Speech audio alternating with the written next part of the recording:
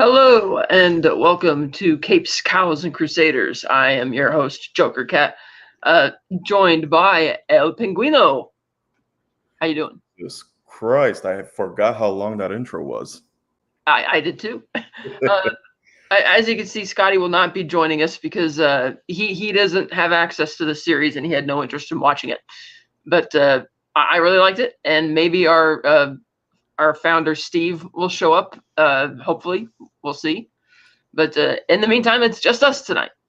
Yeah, and a quick heads up to everybody. I did just get home about 35 minutes ago, and I've been talking all day. So if at some point it takes me a while to get to the point or take my breath, it's because my voice is now recovering, but I will do the best that I can.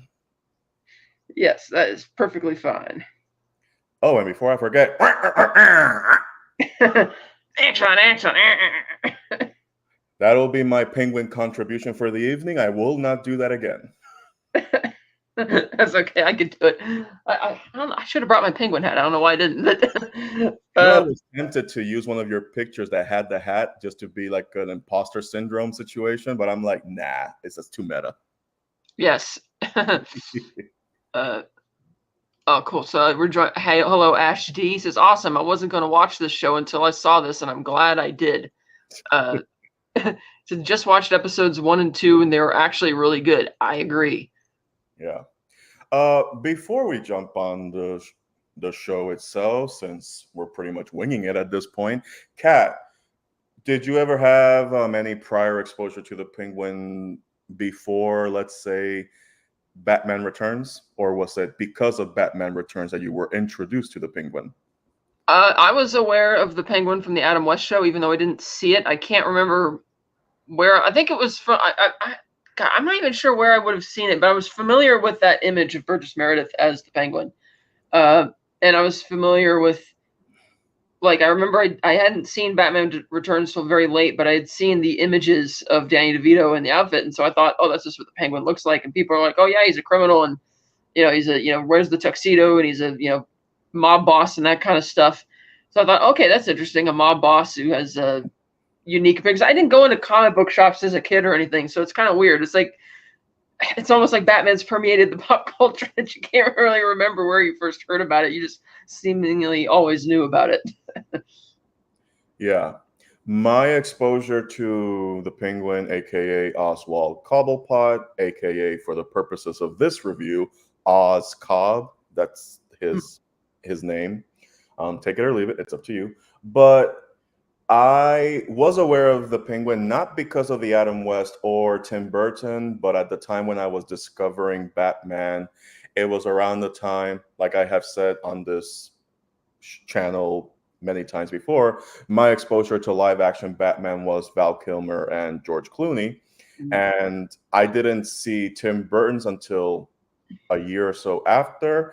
But by that point, I was invested in the animated series Batman whenever I could catch it, because back then there was no DVR. You had to record your shows on VHS.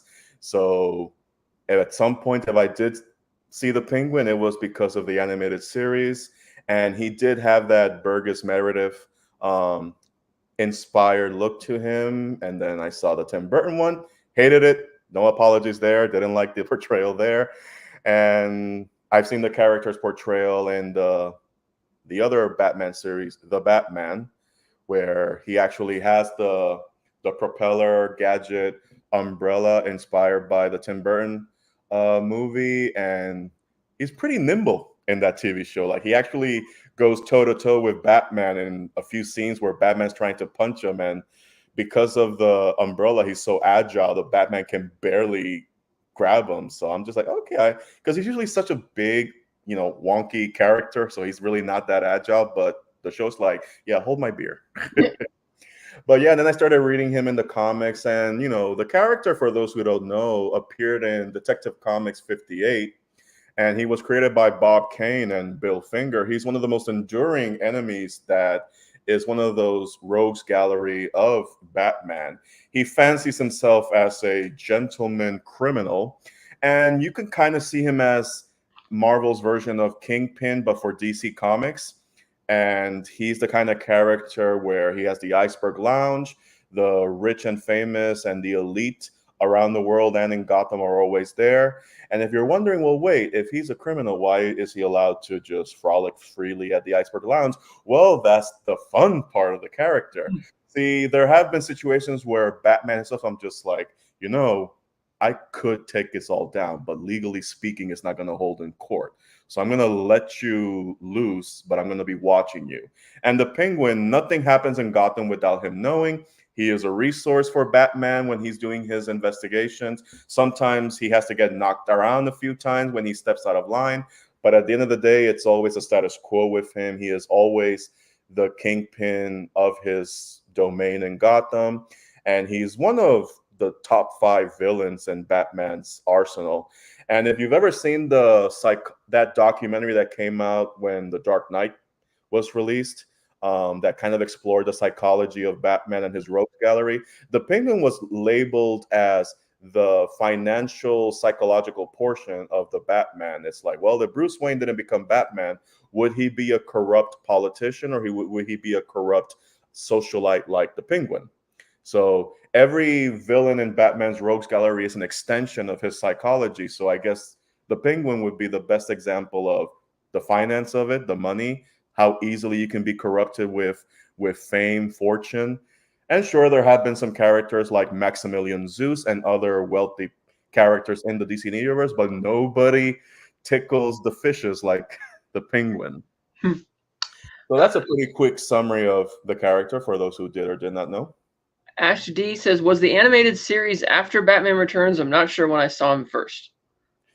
Well, I know that Mask of the Phantasm came after Tim Burton's movie because they had the main theme song. 1993. Exactly. So yeah, I can't say for certain if he was featured in the series before Returns or after. I'll have to check Google after that, or Wikipedia, or DCpedia. But the series did start before Batman Returns, though. It started in 92, right? Or 91? Well, I know we had the Mask of the Phantasm first, yeah, and then the series came after. But I can't, right now, unless I were to look it up, I can't say which came first, Returns or the animated show. Let's see, animated series. Here we go. I will check it. It ran from... September 5th, 1992 to September 15th, 95. So that's a few months after, 2.5 months after Batman Returns opened. Well, that would make sense because in the animated series, you can tell that Danny DeVito's design was as they adopted it as best as they could. He's got the long nose, he's got the monocle, he's got the egghead shape. And a lot of comic book artists, just like the picture you see in my icon, are heavily inspired by Danny DeVito's character. Like, depending on who's drawing him, his nose will either be as long as a beak or normal. Like, he'll look as normal as possible. But most of the time, they'll try to emulate the Tim Burton, Danny DeVito design. I think Tom King was the last one that had the most direct reference to Batman Returns, where I think it was the War of Jokes and Riddles, I want to say, or somewhere along this line, because back in the comics, Batman and Catwoman were going to get married. So the War of Jokes and Riddles was kind of like the preemptive strike in a way, kind of like an origin story of basically Bruce is telling Selina, hey, before we get married, you need to know something about me back in the day. And the Penguin was featured in it. And I think he was housed in the Batcave in a cage, like a bird almost.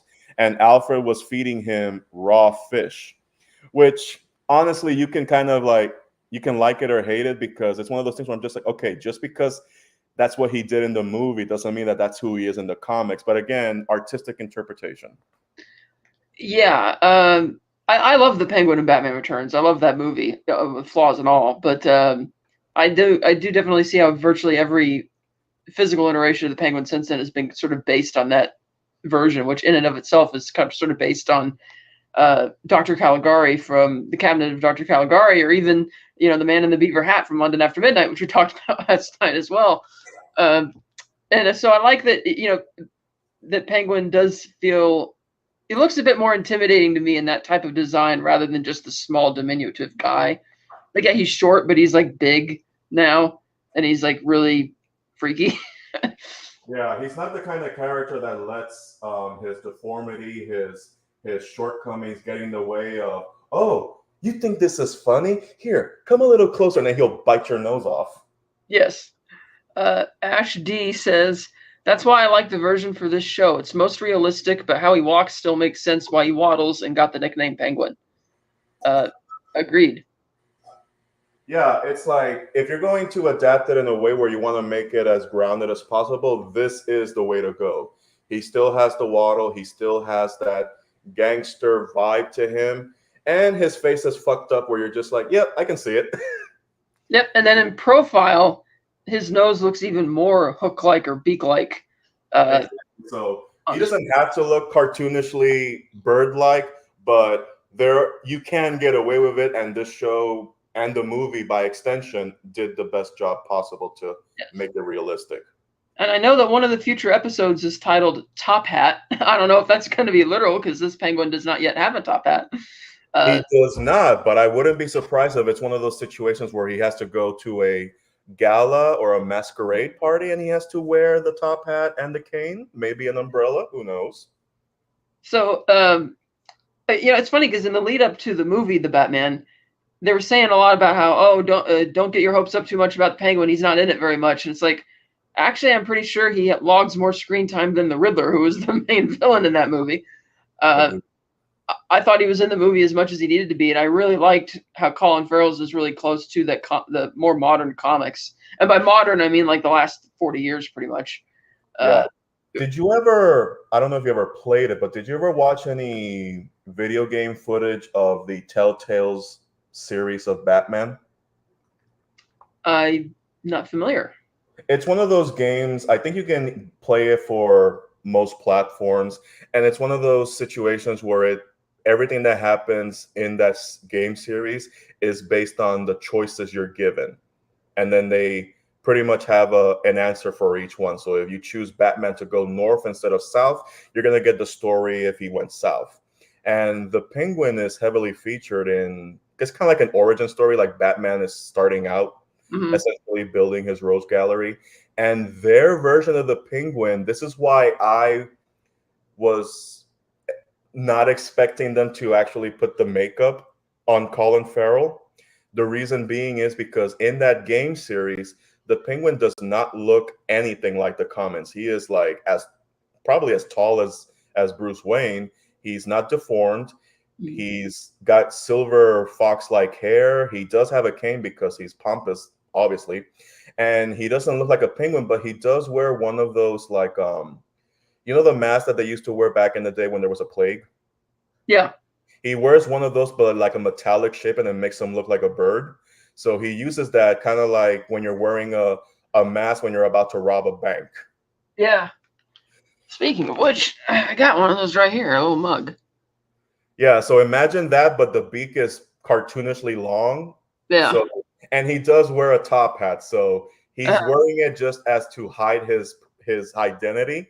But it's one of those things that they did as far as a creative decision to kind of get away with the fact, you know what, we don't want to do the fat little bird-like looking guy, but we are going to give him a costume in a way, and he's going to have a bit of a penguin, but it's just a new interpretation. And that's why when they said that Colin Farrell was being cast, I was kind of expecting that.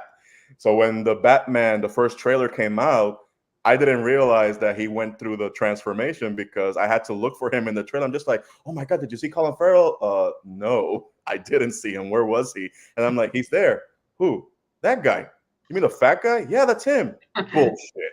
That's not him. It is. And then I had to watch the trailer on my big ass HD TV, frame the shot, brighten up, and I'm just like, holy fucking shit, that is Colin Farrell. Yeah, it's like I could kind of recognize it too, like in the eyes and the top of the head, and exactly then the eyes. That's the giveaway. That's the tell. That's the best thing I love about. No matter how much makeup you put on someone to make them, again, it'll catch you off guard. But once you look for their eyes, that's how you find them. Because that's the key to the soul, and that's how you can identify people. That's why when you, not to deviate too much, but when you watch the Matt Reeves Planet of the Apes, yeah, Andy Serkis is in a mocap and he's got all the visual effects on him, but those eyes, they tell a story. Yeah, Ash D says, I wouldn't have known it was him if it wasn't for the promo he did. That's right, he did do that. And Ash D also says, apparently the bodysuit he wears is mostly based on Harvey Weinstein's facial features and body. I heard that. I don't know if that's like a rumor, if that's true. I'm not going to give attention to that whatsoever. Yeah, it's like, I don't know. It's just one of those things where I'm just like, okay, why do we need to know that? Exactly. I guess it's fun now to make fun of it. I mean, hey, guy's a monster. Fuck him. But it's one of those things where I'm just like, okay, let's not make that a selling point. Right. Especially since our Penguin isn't really that evil yet, because he's only keeping things within the gangster family. The way, yeah, like he only has to do things because he's trying to survive. Yeah, like the Joker says, a couple gangbangers get shot. Nobody panics because it's all part of the plan. And so far, that's all the Penguin's doing, going after other gangbangers, which I'm sure is going to change. Exactly. So, speaking of, let's talk about the show. I will have you start us off. I did watch the first episode, and I saw the second episode, excuse me, a couple nights ago. So, go for it. So we begin with a newsreel sort of recapping the end of the last movie. The flood is there, and you got the National Guard. There's FEMA tents, and they mention immediately how, oh, all the poor neighborhoods were the ones destroyed, all the rich neighborhoods are fine. And it's like, okay, they're going to continue that socioeconomic theme, which again, that's a given, the class warfare, that type of stuff. I was surprised that all the water outside the Iceberg Lounge was already pumped out, because in the movie, the first bomb you see go off is the one literally at the seawall right next to the entrance of the Iceberg Lounge. So I'm like, wow, the National Guard worked pretty quick there.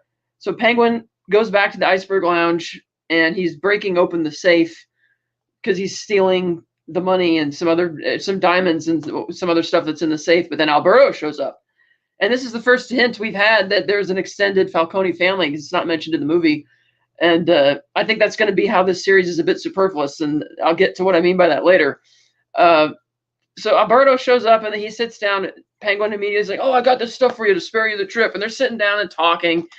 And Penguin just decides to tell him a story about this mobster who they really respected, like a Vito Corleone type, who that once he died, they threw a parade for him and all that. And Falcone's like, or Alberto's all like, what, are you trying to say that I should be like that guy to be soft so you could take over me? Or are you, oh, I get what this is. You think you're going to be that guy someday. And he just starts mocking him incessantly like a little bitch. And Penguin's not going to take that shit. He just whips out his pistol and kills him. And he immediately regrets it after, laughing about it for a couple seconds. And then you have the title card drop, which is just great. Yeah, because you can tell just from that exchange alone, you can pull a lot of psychological characteristics from this. Number one, he's got a short fuse.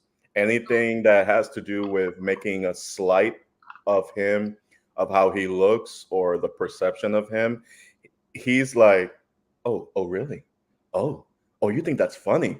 All right. You know what else is funny? This. and that's what happened. And it's another thing about, you can also tell, okay, he's got a short fuse. He's not really stable, which again, it's part of the nature of these rogues gallery members. They're all damaged in some way. They've all had their one bad day. And it wasn't part of the plan, essentially. So, like you said, he starts laughing, and then all of a sudden, oh my God, what did I just do? Damn it. Hello, DJ Play Nice. Welcome to the show. Thank you. My pleasure to be hosting the show tonight. But yeah, it's like, I admit I was a little disappointed that they decided to, for the second time in a row now, they have Alberto just be some dipshit. Because I like his character in The Long Halloween, the comics. And here he's just like kind of like he probably sounds like the dipshit that would be the Shia LaBeouf character in Megalopolis. and that is an accurate description of who Alberto is. Yes. But you know what? Shia is admittedly more entertaining in that movie than this Alberto. Yeah, I mean, all Alberto has to do is drag queen himself, but obviously not. Yeah. But here's the thing.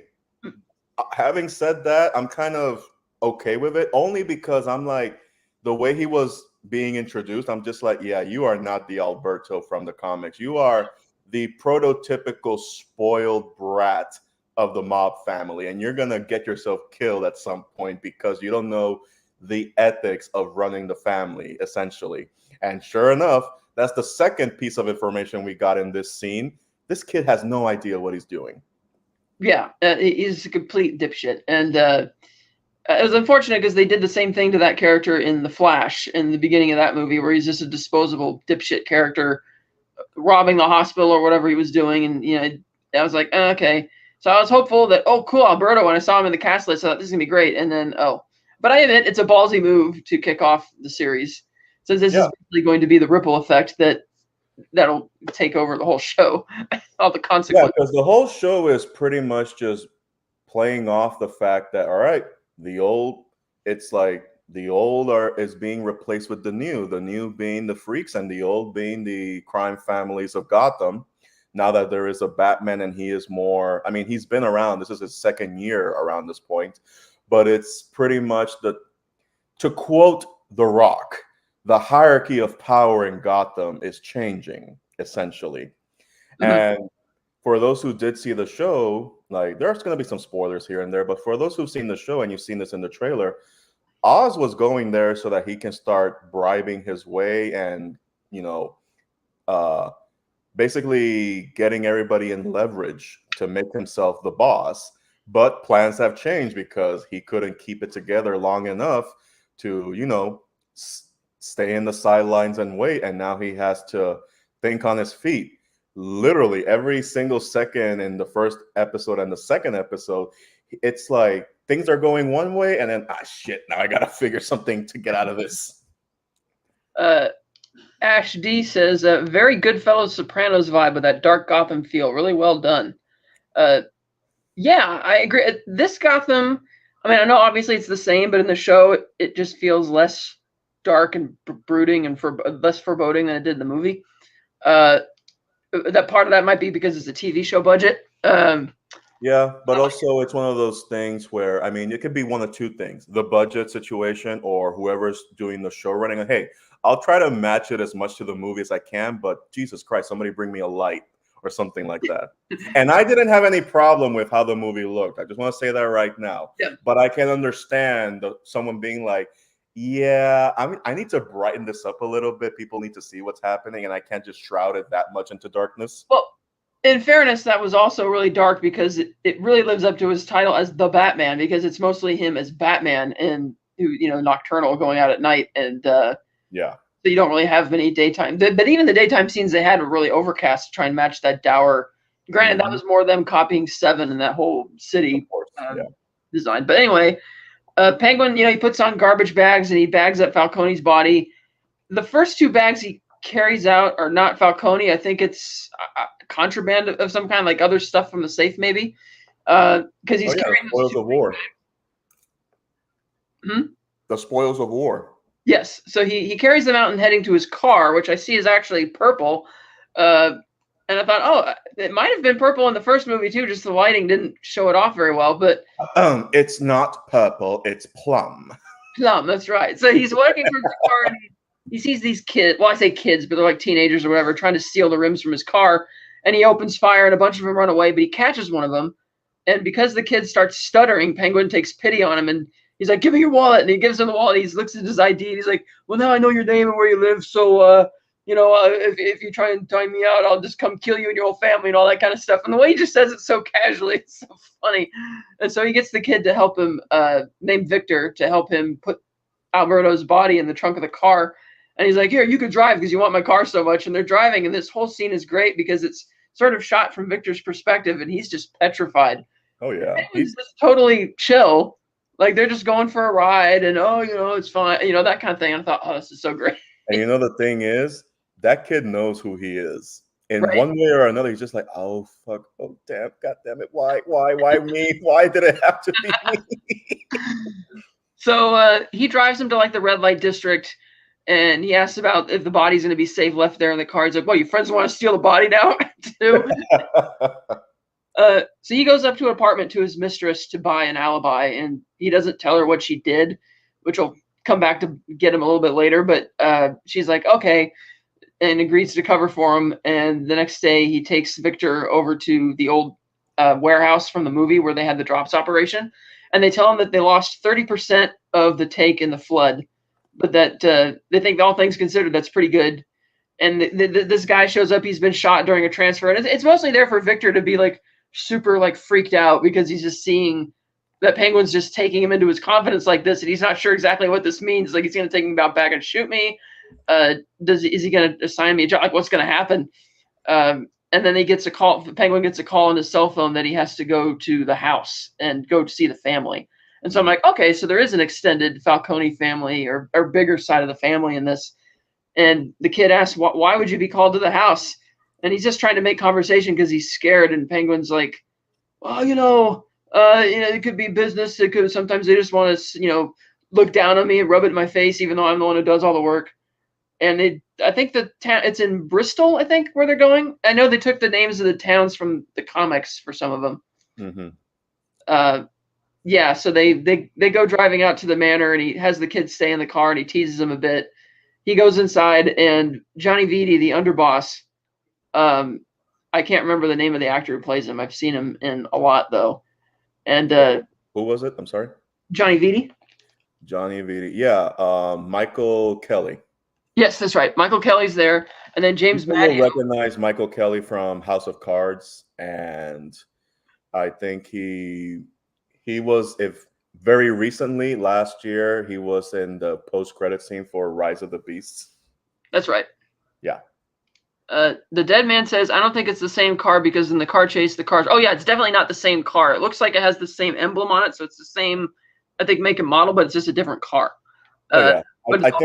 I think it's one of the situations where he didn't take his personal car; he took his work car. Yes. And he was also running away from Batman, so he took any car at that point. Oh, and Ash points out, love the relationship between him and Victor. That poor kid in the slushy conversation. That's right. Okay. When Penguin asks if he ever tried both flavors together, and he says no, but I would really like to someday. But I do like that there is a payoff with that. That's right. It's one of those things where it could have been like, okay, that's just a line just to kind of give some. It's for comedic purposes, obviously, and it could have been any throwaway line, and then a few scenes later, oh, they are getting a slushie. Oh, and I do know, as I forgot to mention, that he was actually going to kill the kid when they parked down at the docks the morning after getting the alibi, and he manages to talk him out of it, saying, I can help you, I know the neighborhoods and that kind of stuff, and he realizes that he's from this area that, was it from the flood or an apartment fire where they lost everything and he lost everyone? And so that helped Penguin get more pity for him or feel more pity for him. I took it to be that it took pity and also the stutter. Oh, yeah, it's definitely pity or the stutter. I just can't remember if he lost everything from his neighborhood from the flood or if it was something before that, like a fire. But Penguin pities him even more, which is why he agrees to take him with him. So they drive out to the house, and, Michael Kelly's there as Johnny Vitti, and James Matteo, who you might know from Band of Brothers and Hook, is there as the Falcone's bodyguard. And they basically tell Penguin, you have to shut down your operation and move it to Robbinsville. And Penguin's like, yeah, Robbinsville's a lot safer, but it's also much less business, too. What are you talking about? This is stupid. And he tells them about this new shipment coming in that Alberto had teased him about. It's the biggest thing ever. It's going to revolutionize the drops business. But Johnny Vitti doesn't want to hear it. He's like, you just have to shut it down and get it out of here. And then out of the blue, Sophia walks in, and we find out in this storyline she was sent to Arkham as the hangman, murdered 7 women. We don't yet know the story behind that, so we'll look forward to hearing what that's all about. And Christina Milioti is excellent as this character. She's just very intimidating, commands every scene that she's in, and just like even Penguin's afraid of her. And not just because she's the late Falcone's daughter.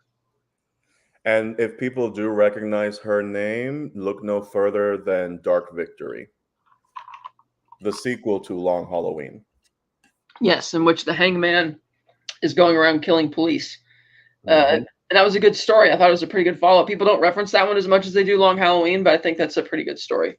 Yeah, she's one of those characters that because she belongs to the Falcone Falcone, whoever is pronouncing it. I just want to throw that out there because it's like if you say Ra's al Ghul or Ra's al Ghul, it depends on who pronounces it. Either or, we'll accept it. But it's one of those things where it's just like, I actually like that she's being given front and center, mainly because you don't get that much interactions with the crime families because they've been so focused on the more theatrical villains in the Rogues Gallery since the year 1 and year 2 storylines, that to have the opportunity of exploring the dynamics of the family before they were ushered out, it's like, all right, I'm into it. Let's go. Let's do it. Ash D says she plays her so well. She did so well at this, playing calm and then sly smile, then outrage, all in a matter of seconds, honestly. You know how I mentioned that it's all in the eyes? I think this is one of those situations where she's just acting with her eyes. And then her body catches up to her. The dead man agrees. He says she's got the crazy eyes. Exactly. And if you do recognize the actress, she was the supposed mother in How I Met Your Mother. So she asked Penguin about, where's Alberto? He was going to the Iceberg Lounge the other night, and he dodges the question, and he's really slick, and he manages to bring the conversation back around to his proposal that they should stay in that corner of Gotham, in the Tri-Corner area or whatever, and Johnny Viti's like, no, shut it down. So Penguin quickly shuffles his way out, but Sophia follows him, and she's like, you didn't answer my question. And he insists that he had nothing he wasn't there. Alberto, don't worry about it.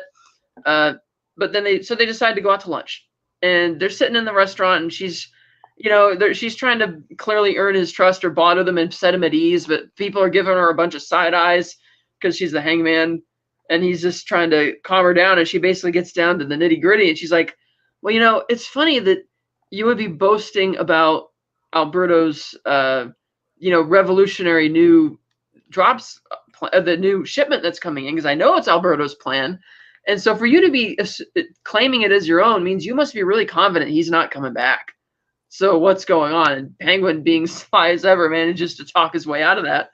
And it comes down to, and she gets, mostly because she gets distracted from people giving her side eyes. So they leave the restaurant, and Penguin just kind of leaves her behind, and he's goes to meet up with Victor, and they drive to another part of town where Penguin's mother is living. And we see that he's living had like a middle-class upbringing, which explains probably why they didn't call him Cobblepot in this show, because that's like an old English money name, aristocratic, wealthy name.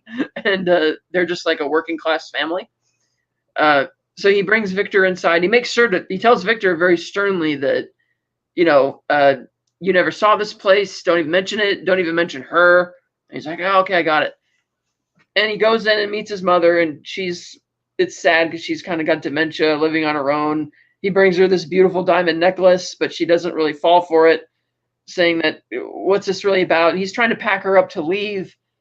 And she's like, what'd you do? And he finally admits, I love how his mother just gets him to just say it. He's like, I shot Alberto Falcone. And she's like, oh, it wasn't impulsive. You did it because it was instinct. And she's like, you're not going to run away, are you? I didn't raise a loser or anything like that. He's like, no, Mom. So well, I don't think she said the word loser. Right, she didn't say the word loser, but she...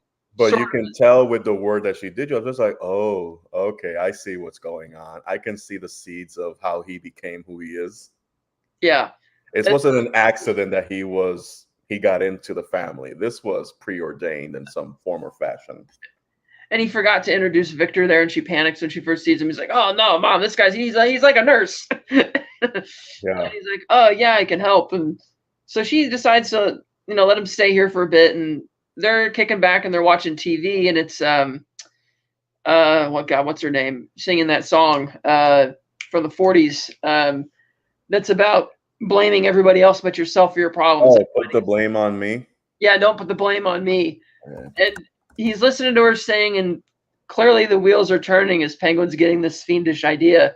And Victor's like, well, who's the person she's blaming? Like, who is this? And Penguin's like, it doesn't matter. It's just about a scapegoat. You blame someone else. Find someone else to take the fall.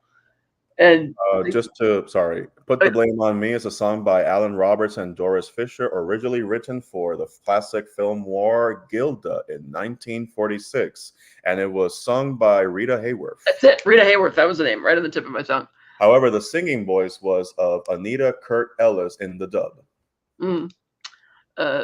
Ashty says, "Oh my God, the mother! That pep talk was something else, but it got the job done." Yes, it did. Exactly. You that's why so far I'm liking what they're doing, because they're not giving you pointless flashbacks. They're not pausing the main story to show you something. The words that are carefully used Mm. tells you just enough where I'm like, you know what? I don't need a flashback. I think I got it. Yeah, and I like that they also brought in the mother because, as we know in the comics, Penguin has. Oh yeah, he also says that the music throughout this episode was perfect. All the timing of all the songs. Yeah, that's true. Uh, but the Penguin's obviously got a lot of mommy issues, Oh and hell rather yeah. than, and to your point, let's not do it in flashbacks. Let's just have her still be alive. Let's just have her there, and you could totally see this relationship because, as And we he know, loves her, but she's a total bitch. she is, but she's also, but That's his Penguin's mom. also really attached to her, trying to buy her love with Okay, yeah. necklaces and stuff like that. So having having changed his mind about running away, Penguin decides, okay, we're going to go do something else. So they get in this other car, and Victor's kind of surprised that the car is here. He's like, "What is this yours?" He's like, "What? I got it here, whatever." And they turn it on, and it's Dolly Parton singing 9 to 5. I love that. Like, this is just And he's like, oh, I'm sorry. yeah. Sorry. They're trying to turn It's it like off. all of a sudden you turned on the TV and pornography was on the show. But it's great because this is what Penguin's job is, like 9 to Yeah. 5. And you know what I like? Every time in these two episodes where he's with Victor, you can tell that, okay, roll with me, kid. You're going to learn a few things. But you can also tell that whatever he likes about this kid, Oz feels his self the most around him. Like every time he's about to say he's going to do something, you can tell that he's got a lot of energy. He's like basically like kind of like pumping his chest in a way, like moving his feathers in a way, making sure he's showing off and polishing his beak. I'm just like, you know what? I'm gonna show this kid the ropes. I'm gonna show him that I'm the main man, even though he's not the main man. Whenever he starts talking about what he's gonna do, and he kind of explains to him how this works and how that works, he always throws a little bit of umph in what he's saying. So he's trying to portray himself as a real boss in a sense to this kid, because he wants to show off. Like, you know what? Yeah. I want to show off to this kid, even though he doesn't know he's doing it. Yes. Because when he's around other people, he's like, okay, I know my place. I got to play this right. But when he's around the kid, he's like, fuck it, I'm going to be myself. Mm. And to your point, Ash D says, I agree. He almost lights up as an apprenticeship. Exactly. That's the key word, apprenticeship. Yes. The Dead Man says, from what I hear, the music is better than Joker 2. I agree. I just saw that movie today. Have you seen it, Ernesto? I saw it last night. Well, we can give you our thoughts at the end of the video. Our brief And I'll have my thoughts. review posted tomorrow morning on Letterboxd. Yes. Hello, Daniel's Hot Topic says, I hear that Penguin is the good guy in this show. He's definitely a bad guy, but he's like our protagonist, and because we're following him, yeah, we kind of find ourselves rooting for him. And there's certain things that make him a more sympathetic character, sort of, but you can sympathize, but he's still doing some really bad stuff. Oh yeah, like he would not have hesitated to kill those kids stealing the rims of his cars just if the bullets happened to miss. Yeah, let's put it this way: he is not going to go to the confession anytime soon. Yes, and we are privy to all his dirty secrets. Yes, as Ash G says, I don't know if he's the good guy, but the show does a great job of making you feel for him. That's true.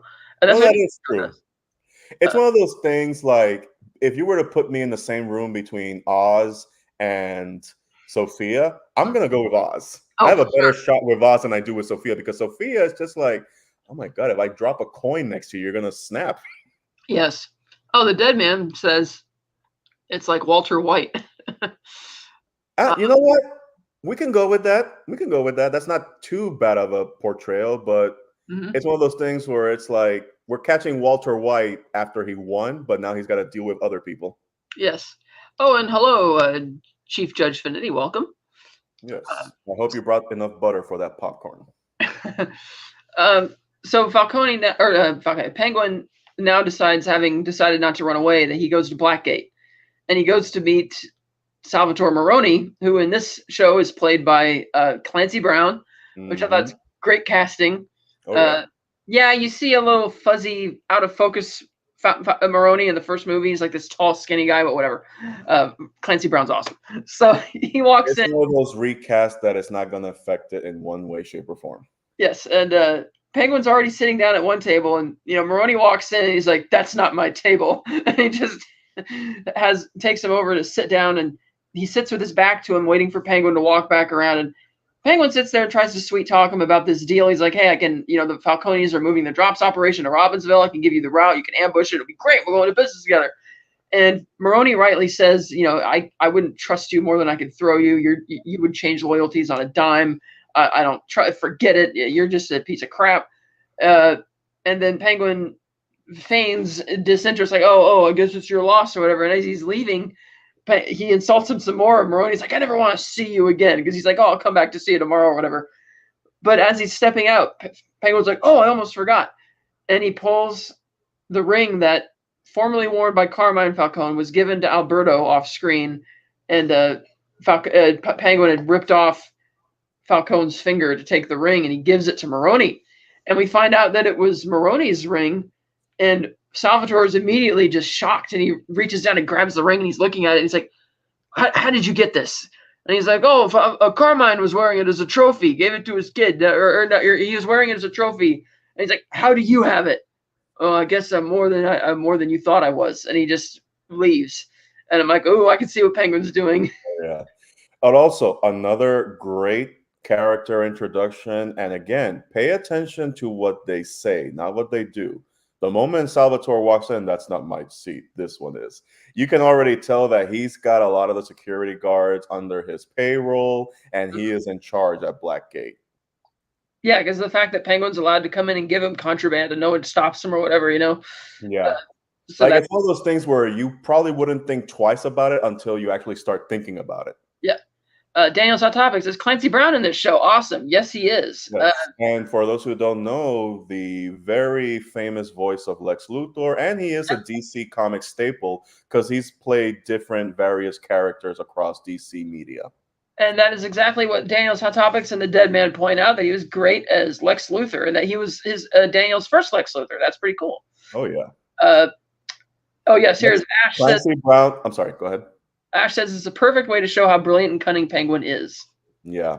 But again, it shows off that if it weren't for the fact that he had that unfortunate encounter with Junior, this is something that he was going to be doing anyway, because he was trying to find dirt on the family and try to make his moves against them. And I think he was already going to go after Maroni anyway, but again, plans change, so he's going to have to he's trying to right now save his own ass, because if you go back to that earlier scene with Sophia, it's like, oh, she's not stupid. She knows something's up. Oh, she does. I love it about this show where it's just like it has a villain in a way where it's just like, I have to be careful around her because she can smell bullshit right away. And to that end, Ash says, 100%, Sophia's a loose cannon. It's like, stick with the devil, and as long as you respect him, you're pretty much safe from the Penguin, unless it's better for him for you to be dead. Yeah. For sure. So then Penguin leaves. The better the devil you do, then the better you don't. So then Penguin leaves Blackgate and takes Victor to his apartment. And it's funny because Penguin has like this actual vault door for his bedroom, which is smart, but also kind of sad. It is. He always thinks that there's a gun pointed behind him. Yes, and he tells Victor, don't touch anything, And so Penguin goes inside his room, and we see that his foot is just severely swollen and the cause of his injury. And he's got these little safety deposit boxes in his room.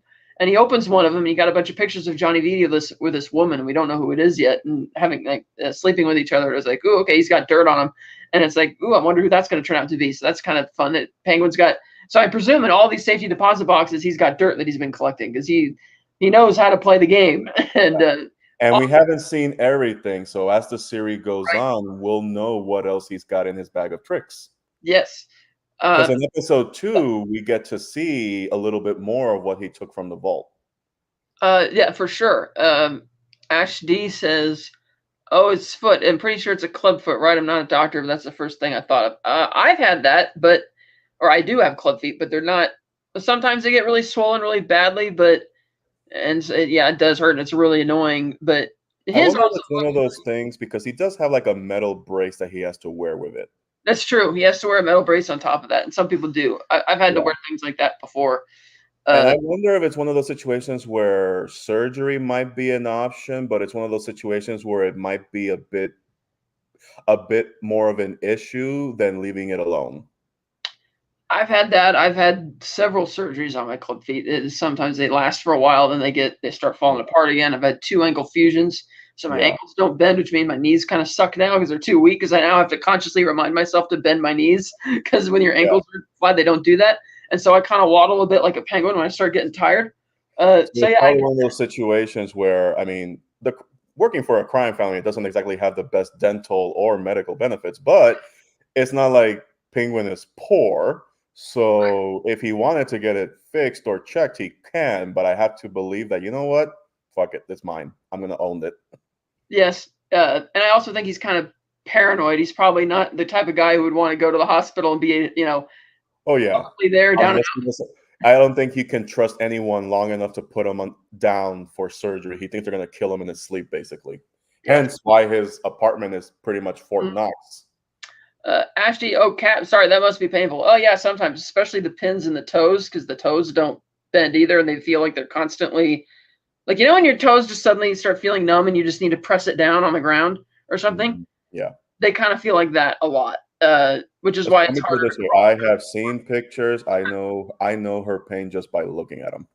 Oh, yeah, nasty stuff. I mean, she shared it to me randomly, and I'm just like, look at this thing. I'm like, why? Oh, yeah, I had that picture when I got that hardware infection from inside the foot, and they had to carve it open, and it's like, there's a massive gash that's ripped open, deep hole cut in the foot that's just open, and they have like a wound vac on top of it, sucking everything out over the course of months. And Yeah. it stings, but I'm like, man, that looks kind of gnarly. Yeah. But yeah, so I like that. Okay, so they're giving Penguin, trying to make him feel sympathetic. He's like, oh yeah, it's fuck all these little asshole perfect because you can tell Penguin's not a guy who's getting around much. Oh, He's no. not seeing much action. He's having to put up with everybody else's bullshit. Like, for instance, you can tell that it's not just that Johnny Vitti wanted to move the operation to Robbinsville. He didn't even respect Penguin enough to hear, like, he could have pressed him about what this alleged new shipment was. It's going to revolutionize the business, but he didn't care specifically because it was Penguin telling him that. Like, if it was Alberto, he'd listen, even though Alberto's a dipshit. And at the same time, if we're coming off the movie where Carmine was the boss and Oz was pretty much his number two in a way. He treated him like a son, basically. So when Carmine was around, I'm pretty sure he had a bit more respect by way of, you better listen to him, you better do what he says, I trust him with my life, kind of a situation. And now that daddy is gone, now he has to work for it. Right. And then as we saw it right before Carmine got shot, he revealed that, oh, I never really liked you, man. I just thought you were just a gimp in an empty suit. And he's basically, and that actually does a lot for character development as well, because once you find out about Penguin's other ailments in this show, it's like, man, to find out that you think you've been doing well for yourself and people respect you, and you find out that they don't, they just think you're just a loser gimp guy, Yeah. And again, going back to my earlier point, and daddy isn't here to save you anymore, is he? So you better watch yourself. Deadman says Tarantino would be disappointed. Yes, he would. He would hate okay, that's good. That's a good one. I'm sorry, that is a good one. He would hate my feet. He would hate Penguin's feet. He'd probably be throwing up. He'd probably pay for the surgeries for your reconstruction if he could. Yeah. Speaking of the subway scene, Ash says, did you scan the QR code? It brings you to a special website where you can read a chat room. It's an Easter egg, really cool. Yes, that's right, because one time when Penguin and Victor are on the subway, there's an actual Riddler goon who's like, I'm like, really? 1 week after this flood, which decimated all these communities, and you're just I guess, respect for being brave enough to, be handing out, Riddler paraphernalia. It's technically freedom of speech, so... I mean, it is, that doesn't mean that nobody can't punch him in the face, but it's still freedom of speech. Oh, it is. I just mean that it's like, man, that's ballsy. It's ballsy. It is very ballsy, especially after the flood. That is a really ballsy move because if this was like, say, if it was New York, for example, and you're in the New York subway, and New York had a massive flood issue where a lot of people died because of one single individual, and you're wearing his Well, there it is. garments. Remember, you see the busted subway line Yeah. and all the water. So yeah, some people in the subway probably died too. Yeah, but that happened in New York recently. There was a massive flood where the subway lines were completely like they had to shut them down because all this gallons of water was pretty much getting into the subway line. But again, that's a natural disaster. Here, if it was a situation where it was because one guy set off a bomb, I'm just saying if this was New York, he would have been shot in that train. But somehow Gotham is just like, dude, are you for real? And this is Gotham. Haha, good point. Didn't even think about that, Cat. Yeah, it's true. And about that scene also, the 2 handicap seats are open, but Penguin doesn't want to take it because he's like proud. He doesn't want people to see him that way. Again, I love these little tidbits in the show. Right, and it does so much for character that other shows should be taking notes. Disney Star Wars. Yeah, because here's the thing: he could be sitting down and telling you this, but we're actually seeing how he behaves around the most mundane things in life, to include a handicapped seat on a subway that, technically speaking, he would qualify for. Yes. He doesn't even have a handicap badge in his car. He doesn't even use it. He parks wherever he wants. Daniel Hot Topic says, did they mention Batman in the show? Not so far, but even though the show takes place picking up a week after the movie, there was a promotional piece on Instagram where they had the Gotham newspaper and the political cartoon in their newspaper were people standing at the bat signal turning on and no sign of Batman. He's nowhere to be found. So I guess Bruce is just laying low because having found out that he did indeed create the Riddler and feeling guilty about that and thinking he needs to dial back the vengeance, I guess Batman's taking some time off to, reel it in and figure out how to dial it back. We're taking some time off, but once we're done reviewing both episodes, I'll make a comment about the whole where's Batman situation. Yes. Ash D says, I feel like we have so much more character development in just 2 episodes than some shows take years to achieve. You're right. We do. Oh, like, for instance, you have those long-form TV shows like crime shows where they every once in a while they give you a tidbit about the characters' personal lives, but it's always a slave to the formula of the cop show that you don't really get to see much of their life, and so it takes forever to get a simple arc out of it. But here we're getting so much. Yeah, and also it's HBO. Oh yeah, I mean HBO quality. Exactly. It's like, let's just put it this way: not every show that HBO has done in the years they've been existed has been a hit, but they have more hits than they do not. And this is one of those examples of, bro, we're HBO. Of course, this is that good.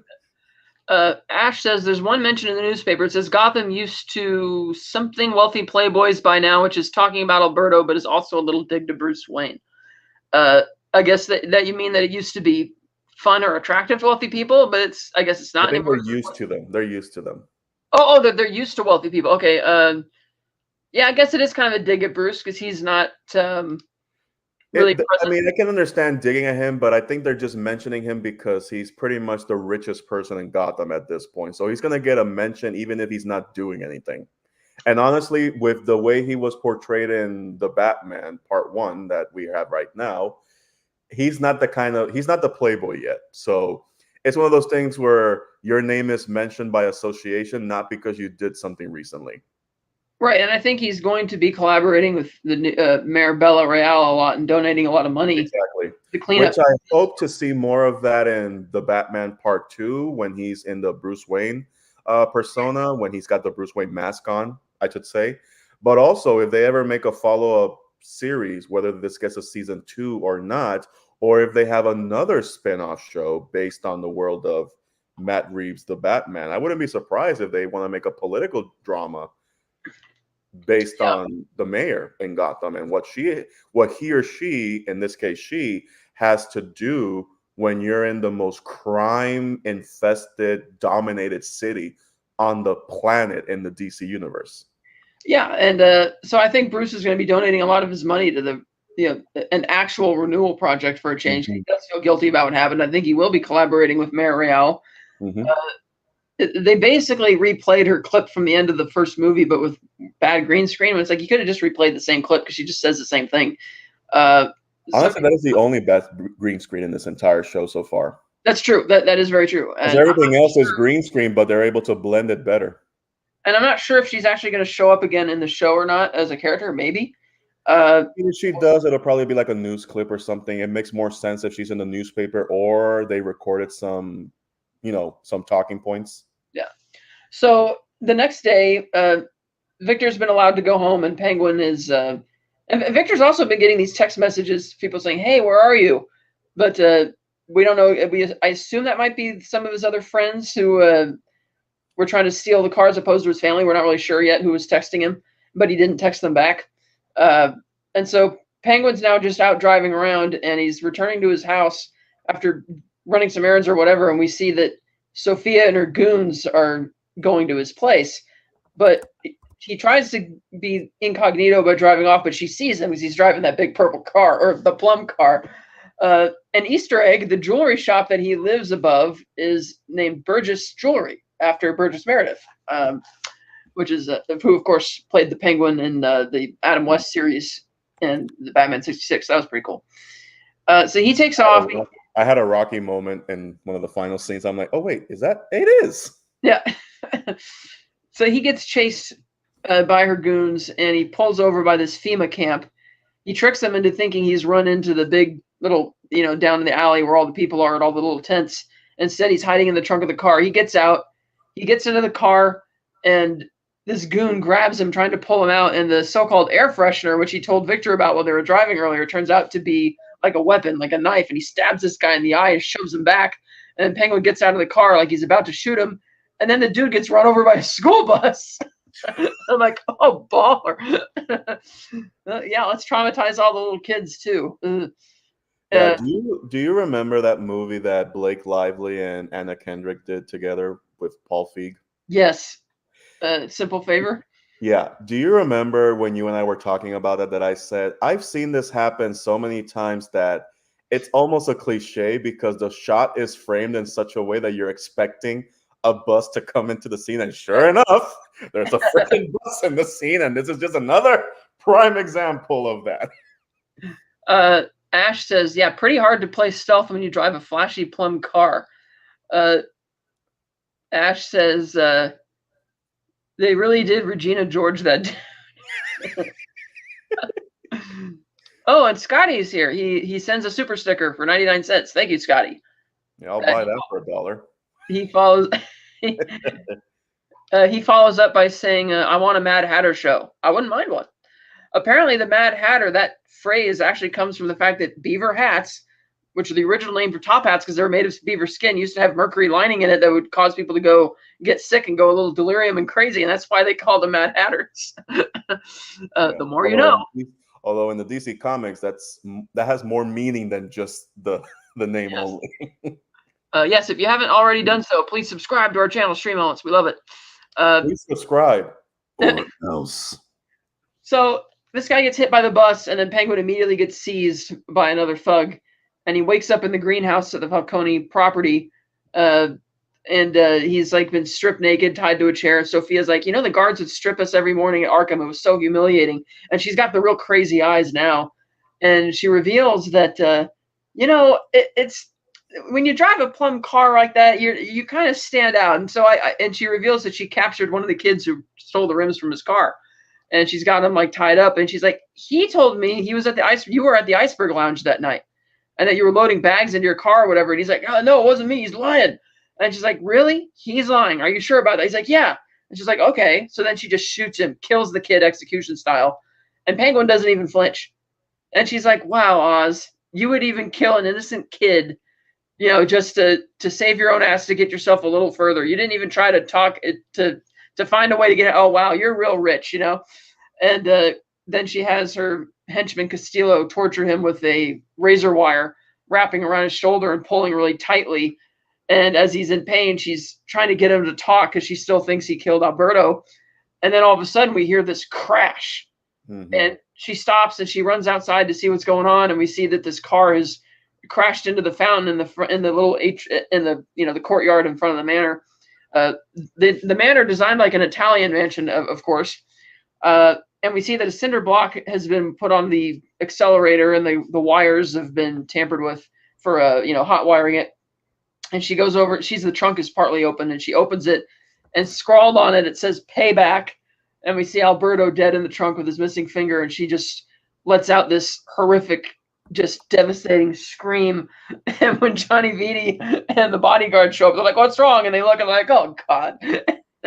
And Penguin just starts kind of smiling and laughing to himself that, okay, his plan is coming together. Can I just say that this plan was dumb luck at the same time? Oh, it was, yeah. Because I have to, like, the way it was going on, I don't think he was planning on being captured.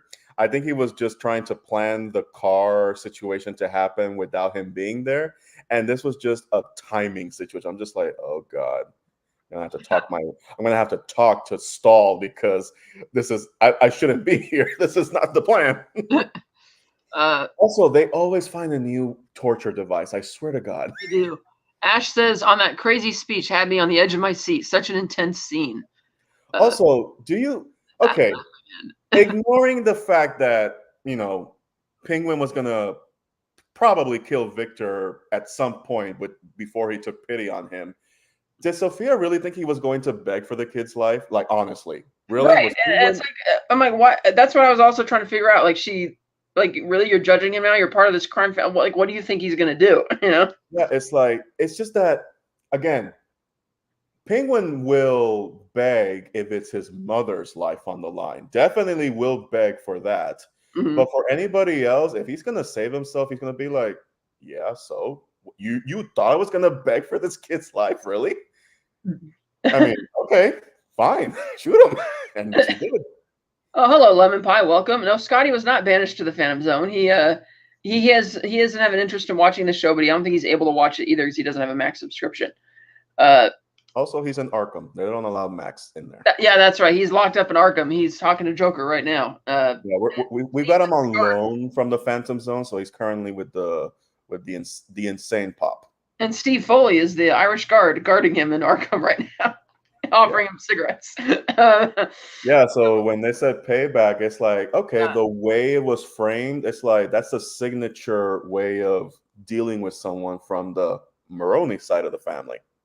Right, and that's also, anytime you find somebody dead in the trunk of a car and it's a gangster, usually that's like a sign that it's related to their gangster work. And so obviously the Falcones take it that, because it's been revealed that Carmine was the snitch who got Maroney locked up, and then he got payback by killing Falcone's son. And I wish we got the follow-up scene when she inevitably has to walk back in the greenhouse to let Penguin go. Oh yeah, that was definitely not awkward at all. Oh no, not at all. I'm pretty sure she had to give him first aid as well. Otherwise, he was going to bleed all over the floor. Oh, for sure. I have to believe that torture device was enough to pierce the skin and open it as well. Well, it did. You saw it open it. No, but I'm just saying that if you don't treat that right now, he's going to bleed out. Mm-hmm. Ash D says, plus he knows if he does beg for the kid, it shows he knows something. It's smarter to let the kid die and act nonchalant about it. Yeah, you can't really be in charge of crime if you're going to beg for a nobody at that point. Except, and also, excuse me, sorry. Begging is worse than actually spilling the beans. Yes. Because if he starts begging, let's ignore for the fact that the comment of if he starts begging, it's going to show his guilt that he knows something. But if he starts begging, it's just going to add more insult to injury that people don't respect him. Yes. Ash is like, right, like, hey, sorry about the torturing guest. My bad. But I sent some hookers to your room. I'm sorry, sex workers. I don't mean to piss anybody off, but it is Gotham after all. The dead man says, how about that makeup in that torture scene? Yeah, it was pretty good. Yeah, like that all is makeup. That's a bodysuit. Yeah, very well done. And so they skip the scene where she lets him go, and they cut to Penguin and Victor sitting outside the liquor store that you talked about, and they have the slushies that they've mixed the flavors. And Penguin's like, so what happened? You're supposed to sever the head and all that. And he starts talking about, well, I tried, but then I thought if I cut the head, it's going to lead to all the cartilage. And clearly the kid's not cut out for this at all. And Penguin's like, all right, there's room to grow. Yeah. But I think the fact that it was just the finger kind of sold it better, because It doesn't have to be that gruesome. And the fact that it was that finger, the one with the ring, that's enough to tell Sophia Maroni. yes, and it is essentially more effective. And I get because I like because he had tried to during the car chase he had tried to call Victor and he wasn't answering his phone. So I guess they had made this plan earlier because when you think about it, it's like it's not really logical how he would be able to set up the car to crash in the lobby. It's like one of those comic things you just kind of accept it. Yeah. But again, it also goes into the fact that this was already put into motion, but him getting caught and tortured was not part of the plan. Oh, of course not. No, not at all. So that's why he was basically talking as much as he did, because I gotta fucking stall. This is gonna end bad if that car doesn't come in time.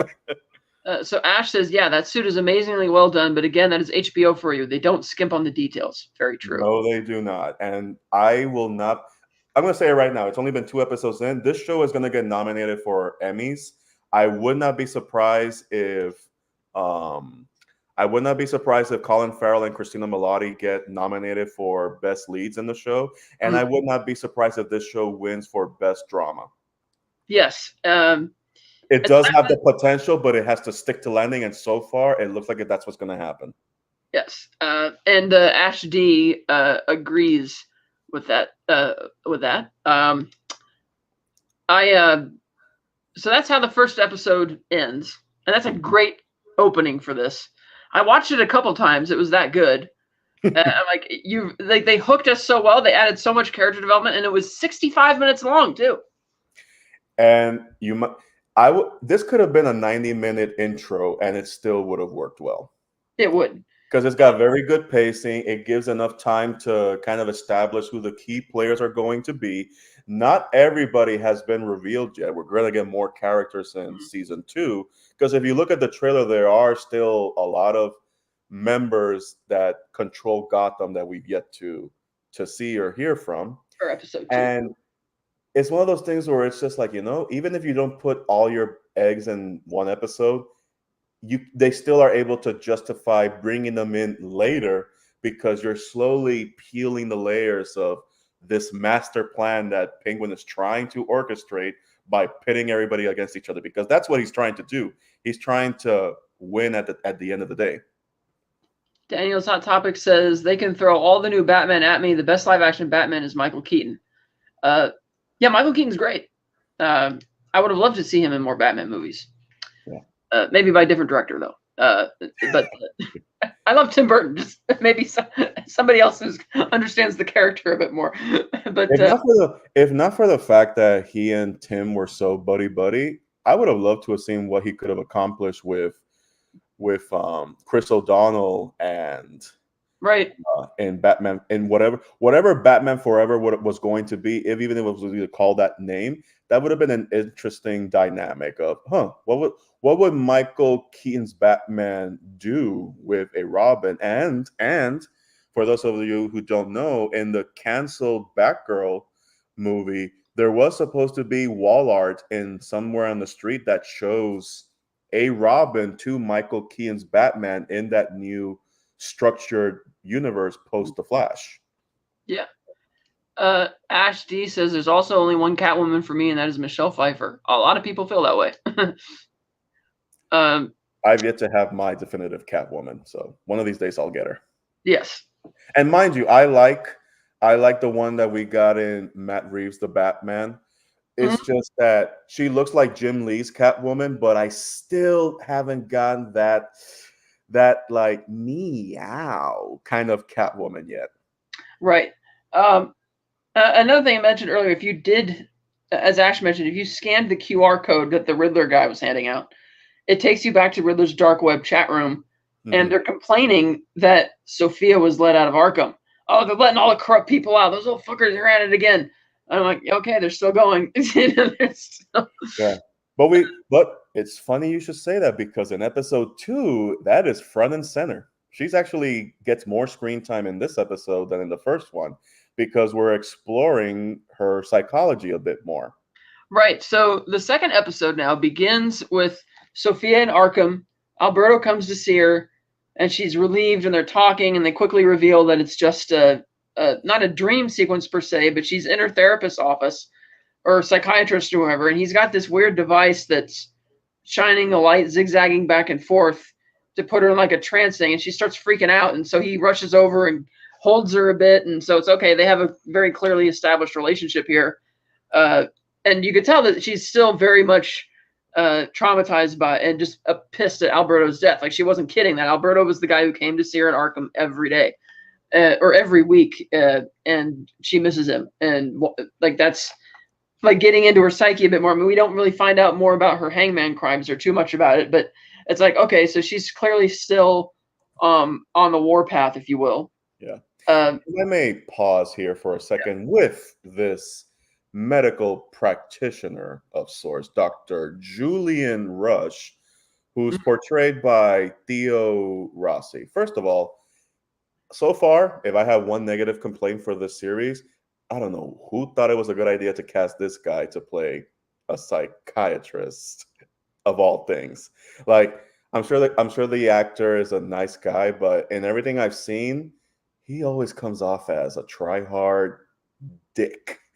And in this episode, it feels like, oh my God, why are you here? Who cast you? Who cast you here?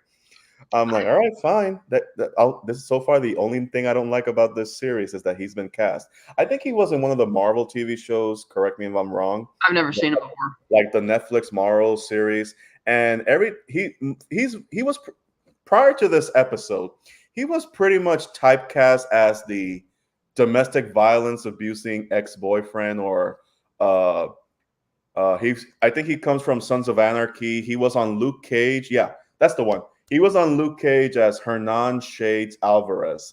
And he always had this like look on his face like, I'm about to kill someone. I don't know who, but I'm going to kill someone. But it never was convincing, and I never liked him. Ash says he thought he did a great job as a therapist. A little creepy, maybe.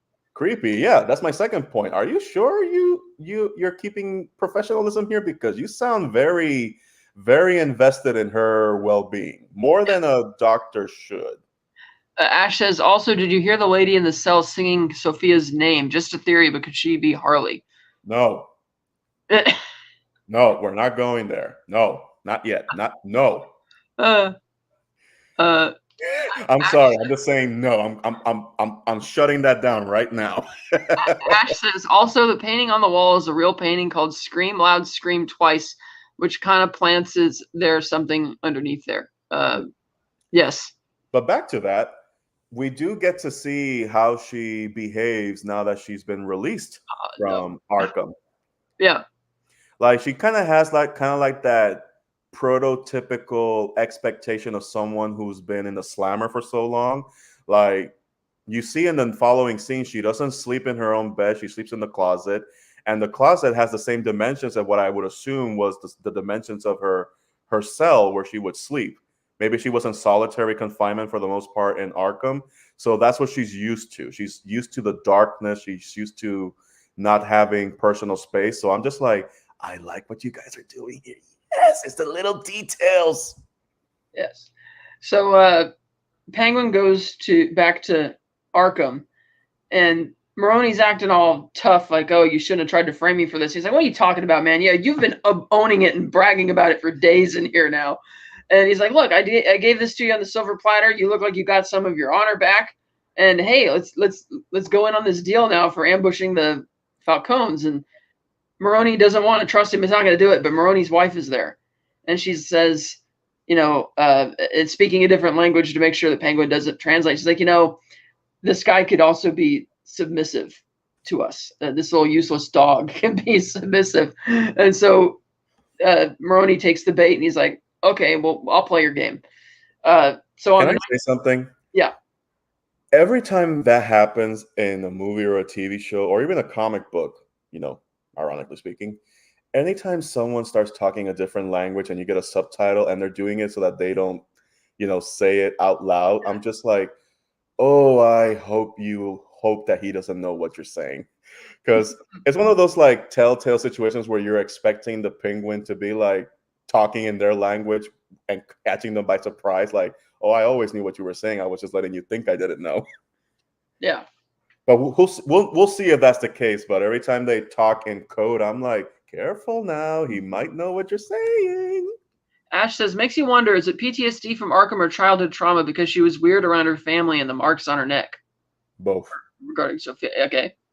That's my interpretation. I think it's both, because you don't get to be a child in a crime family and come out unscathed. Yes. Ash says she's an amazing actress as well. Yes, actually, the cast is absolutely amazing in this show. Women are all scary in this show, from the mother to Sophia and then the wife. Mm-hmm. So Penguin goes to they're going for the big drug transfer now, and he told Maroni to make sure that don't shoot I'll be in the last car in the back, so don't shoot at me. You could take out the van and the car in the front if you want. But on the night of the transfer, Johnny Vitti says, hey man, you're the one in charge of this, so you have to be in the van. And Penguin doesn't want to be, but he's stuck in the van, so they're driving along. He's kind of nervous, and the driver's like an idiot. He's like, hey, I got a joke for you. You ever wonder why they call them seagulls? No, man, why? Well, because if they call them bagels, if they flew over the bay, they'd be called bagels. Get it? Bagels, like the bread. And Penguin isn't even going to insult him for how stupid that joke is. He's just kind of distracted and worrying, wondering what the hell am I going to do? And then when the shootout starts, or when the ambush begins, he actually kills two of the thugs in the back of the van. And the driver's like, Penguin, you little traitor. But then he gets shot by somebody outside. The van crashes. Penguin gets out and shoots this other Maroni guy to make himself look innocent to the Castillo, Sophia's bodyguard, who was driving the front car. And so they get the hell out of there. But the Maronis manage to seize the shipment. And Johnny Vitti escapes, which had Vitti not made Penguin sit in the van, and Vitti would have been in the van, and all of Penguin's enemies would have just been wiped out.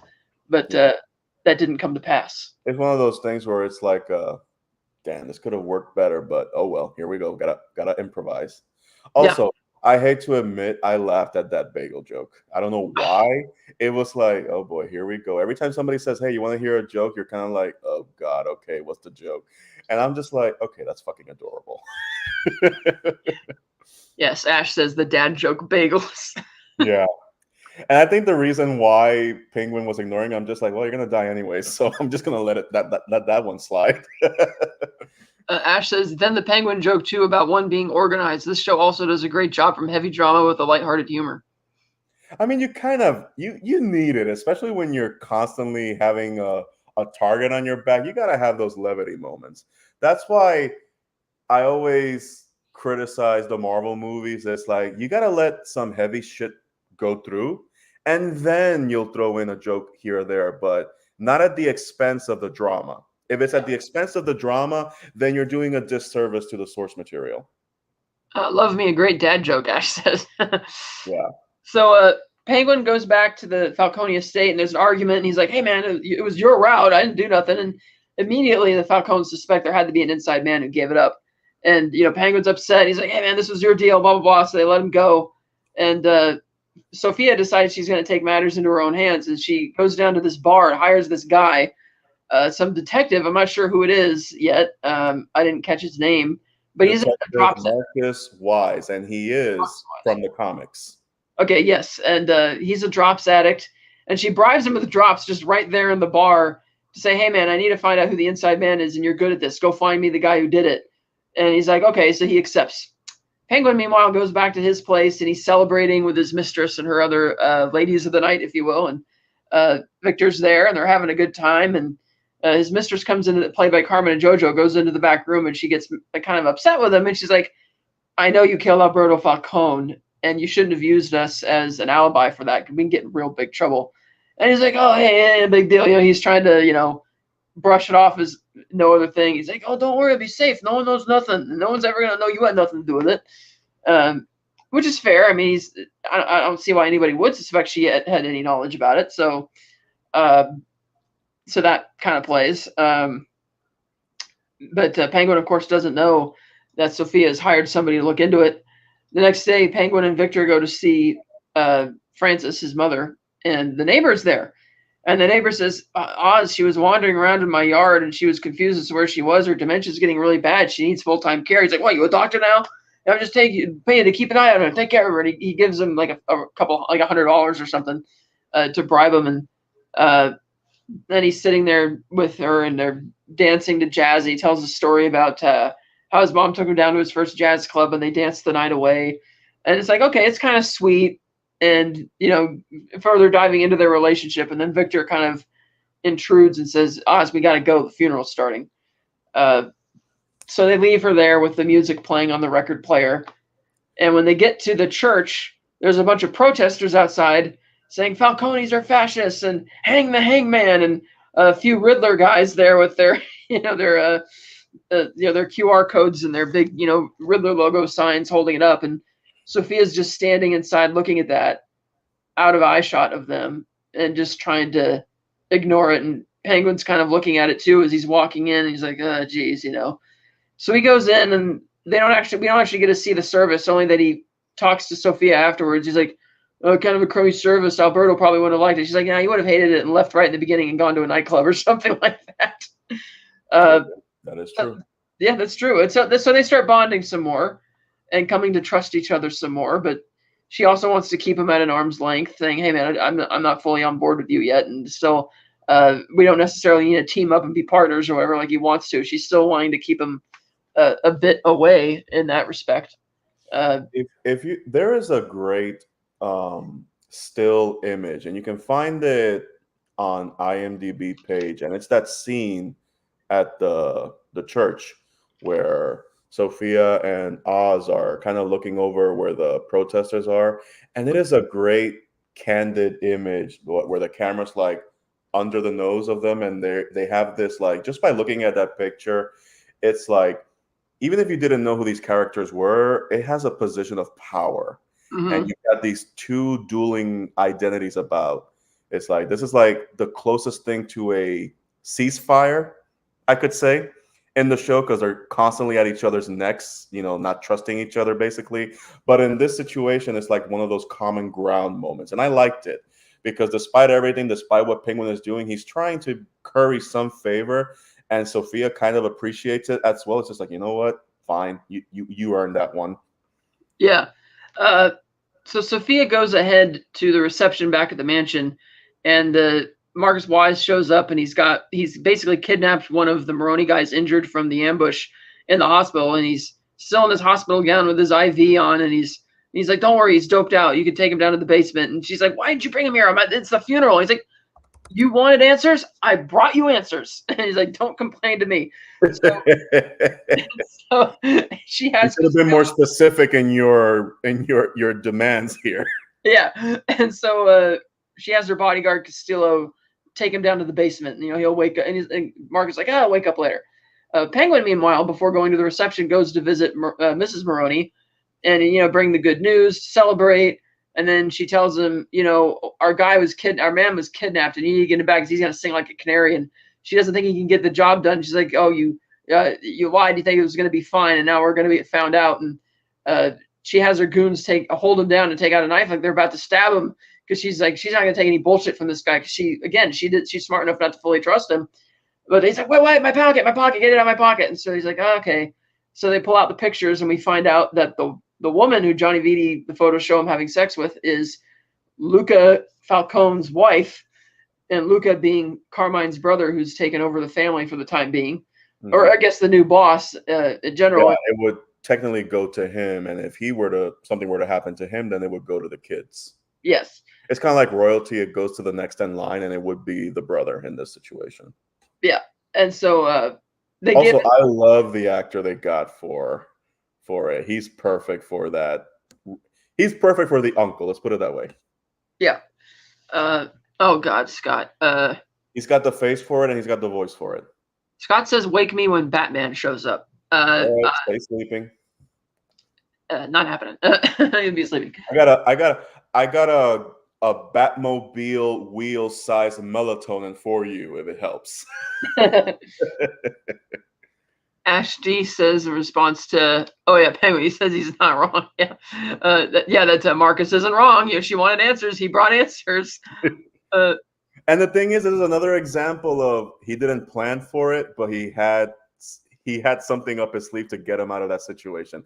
Again, I think he's going to be constantly coming into situations where someone's about to kill him, and he just happens to have something. I'm like, he's quick on his feet. I'm like, wait. I got something. It wasn't for this situation, but it's going to have to help. And it was the smart move that he picked that particular piece of dirt to put in his pocket to have on person, and it's going to help. Ash says, haha, I don't know if he's coming. You're right, Batman's not coming. Scotty follows up by saying, I kid, I'm going to chalk this show up to haven't seen it, want to love it. That's fine. That's going. That's better than haven't seen it, don't like it. I will put away the casket for you later, Scott. Yes. But this also goes. I mean, it's not the same as the opening with Cobb and Alberto, but again, his original plan in this episode was to go to the next in line so that he can turn him against Vidi. But then, since he got picked up by the Maronis, I'm like, oh wait, I got it. This can work in my favor. I can still make it happen. Yes.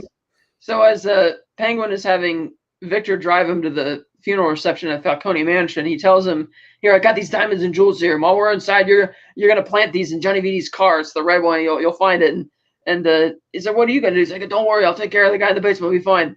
So they part ways at the manor, and Penguin's plan to get into this is to go up to Johnny Vidi and the bodyguard, and he tells him, "Hey man, what the hell's the deal with this? You having a Maroni guy down in the basement? You didn't tell me. You could have Mikey. I said, putting Sophia up to this shit."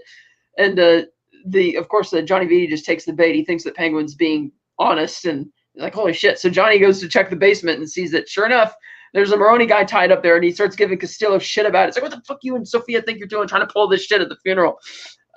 Which is kind of funny. Sophia, meanwhile, is standing like in the hallway, and one of her girlfriends shows up and is reminiscing about their times at Lake Como when they were teenagers and would hang out with the cute boys and all that. But then, and she's like, "Oh, we should go back on another one of those girls' trips. It'd be good for you." But then the girl's daughter shows up. The girl's little daughter shows up and says, "Oh, hi." And her little Beretta and her hair is, not in properly. So the mom's like, "Oh, I got it." And then Sophia's like, "No, I got it." And she starts attempting to it. And the mother's demeanor just changes entirely. She suddenly thinks that Sophia is a monster. How dare you? Oh, I can't have you touch my daughter. She's petrified. And Sophia's like, "Oh yeah, I see through you, bitch. I know what you really think of me." And so they just, and she said something. What did she say to her again? Something dark. I go, "You better keep your kids safe because I'm the little monster." Says something sarcastic and dark that. Yeah, basically she's just saying, better keep them safe. Who knows? Something might happen. I think she's alluding to two things. One, she's pretty much fucking with her, like, okay, if you see me as a monster, you need to keep your kids close to the vest because if you let them wander, something might happen. But I think she's also, in a way, and you kind of see this a little bit when they kind of show the home videos at the reception at the house, that they were normal kids at one point. But over time, again, going back to my earlier point, no kid of any crime family has ever left that family unscathed or come out normal. Something is messed up, and she has the brunt of it. Yeah. Ash says, "Yeah, that scene, how she immediately grabs her shoulder as soon as her daughter came up. That's true." Yeah, which pretty much dispels the whole thing about, "Oh yeah, we should go travel again." I'm like, bullshit. I'm just being nice here. Yeah, she's like, it was fake girl speak about having a girls' trip and then let her fear slip. And as soon as she smelt fear, she got scary again.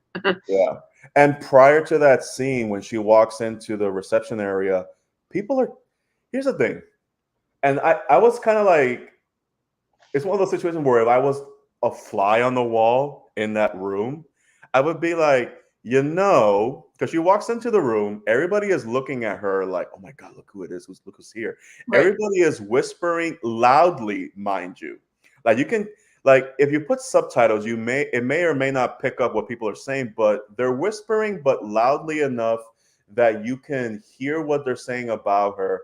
They're basically making comments about, "Oh my God, look at her. She's here. She's crazy." Or, "Look at those eyes. Look at those cold staring." And that's kind of weird that they would do that because these are people obviously who are friends or extended family of the Falcone. Exactly. And also, okay, say for the sake of argument that that's what they're doing. Okay, do you think it is smart to openly discuss the psychological issues that a member of the Falcone family, who, by the way, could have you executed by the end of business day, do you think it's smart to constantly chit-chat about her issues so openly, or stare at her the way you are? And then even Johnny V kind of gives her a look as well as the bodyguard. And then, as Ash says, Sophia's response to all these dirty looks and gossiping is that she goes over to the table and eats with her hands, like, "Yep, I'm crazy, and I'm here. Deal with it." Yeah. Which, by the way, that was a very elegant way of dealing with it, because if she were to snap at any way, she's kind of proving their point. Granted, she can still have them killed and not think twice about it, but it's better to, play around with it, because if she does lose her cool, it's gonna hurt more the family than it would a temporary satisfying kill, I guess. Yes. Ash says, "Yep, honestly, I'd rather be on her good side than bad." Oh, I definitely. It's like, if I knew all this about her, and say like I'm like the fourth wall breaker in that room, if I knew this, I'm just like, are you all seriously talking shit about her to her face? Really? Y'all are ballsy in this city.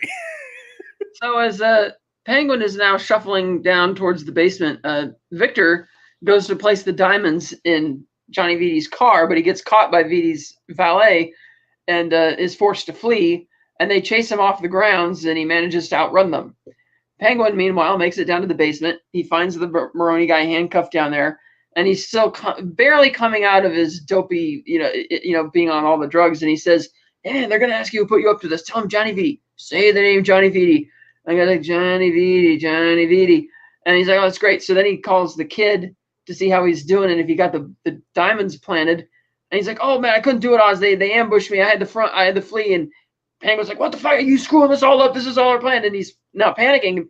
Penguin's thinking about what he's gonna do, and he gets an idea. So he goes over to the Maroni thug, and he's like, "Sorry, man, but plans change." And he gets out a knife, and he just plunges the knife in this guy's chest and just guts him in really gory fashion, just right there in the basement.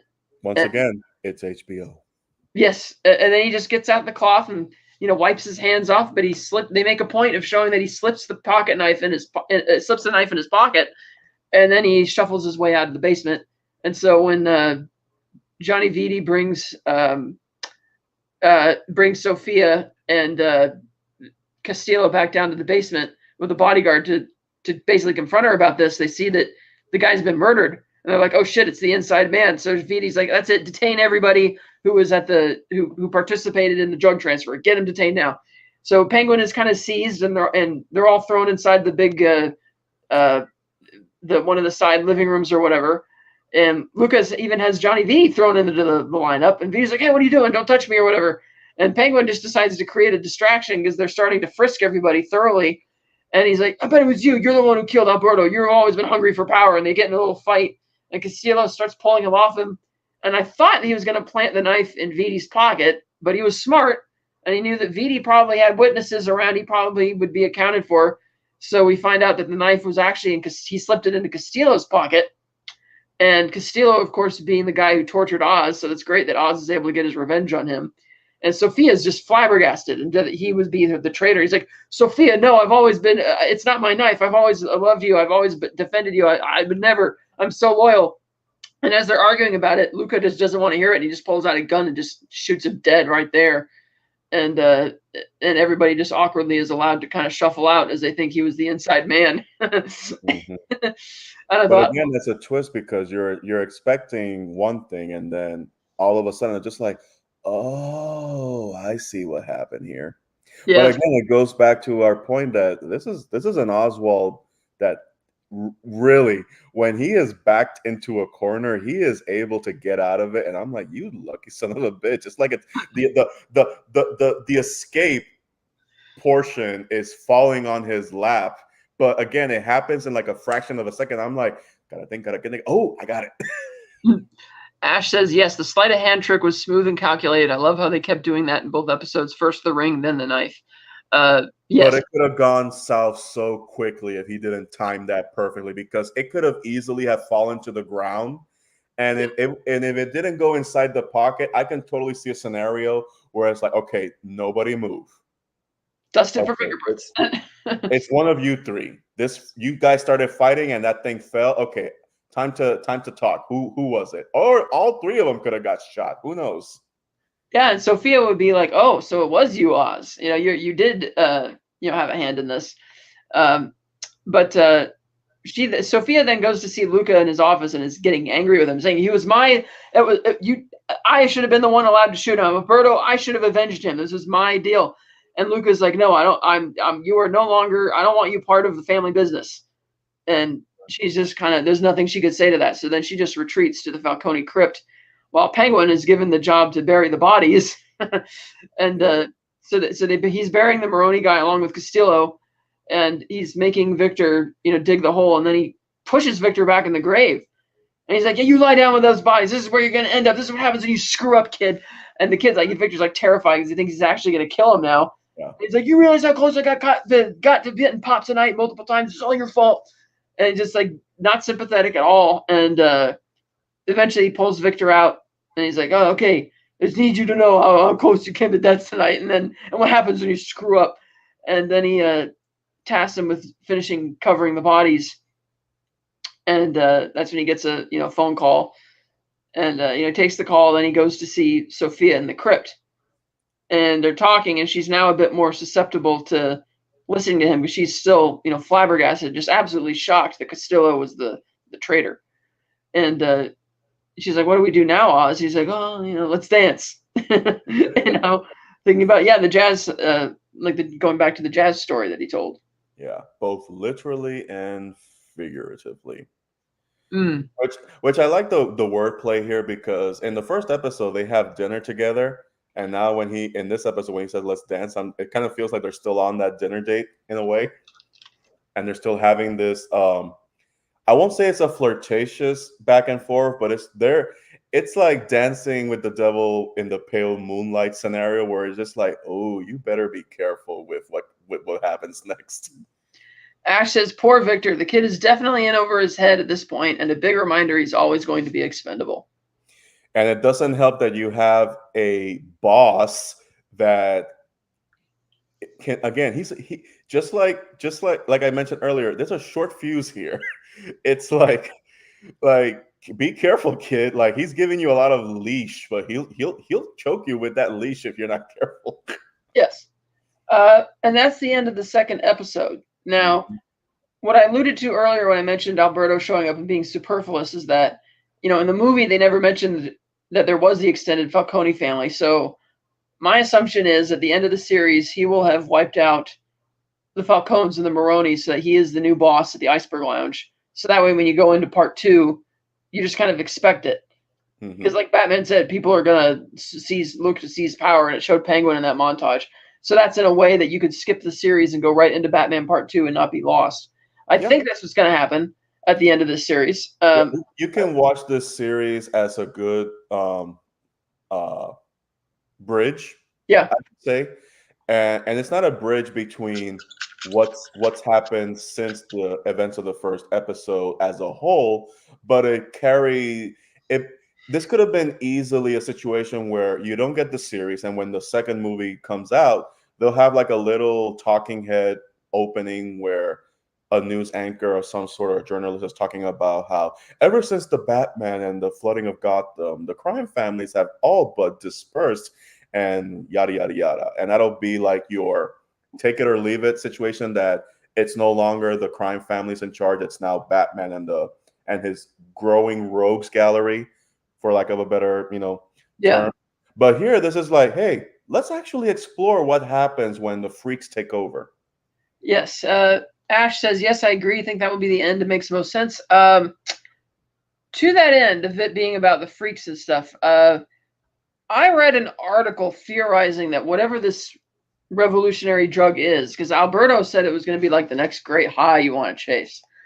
And somebody thought, could it be Scarecrow's fear toxin or something like that? Could they be holding up to Scarecrow?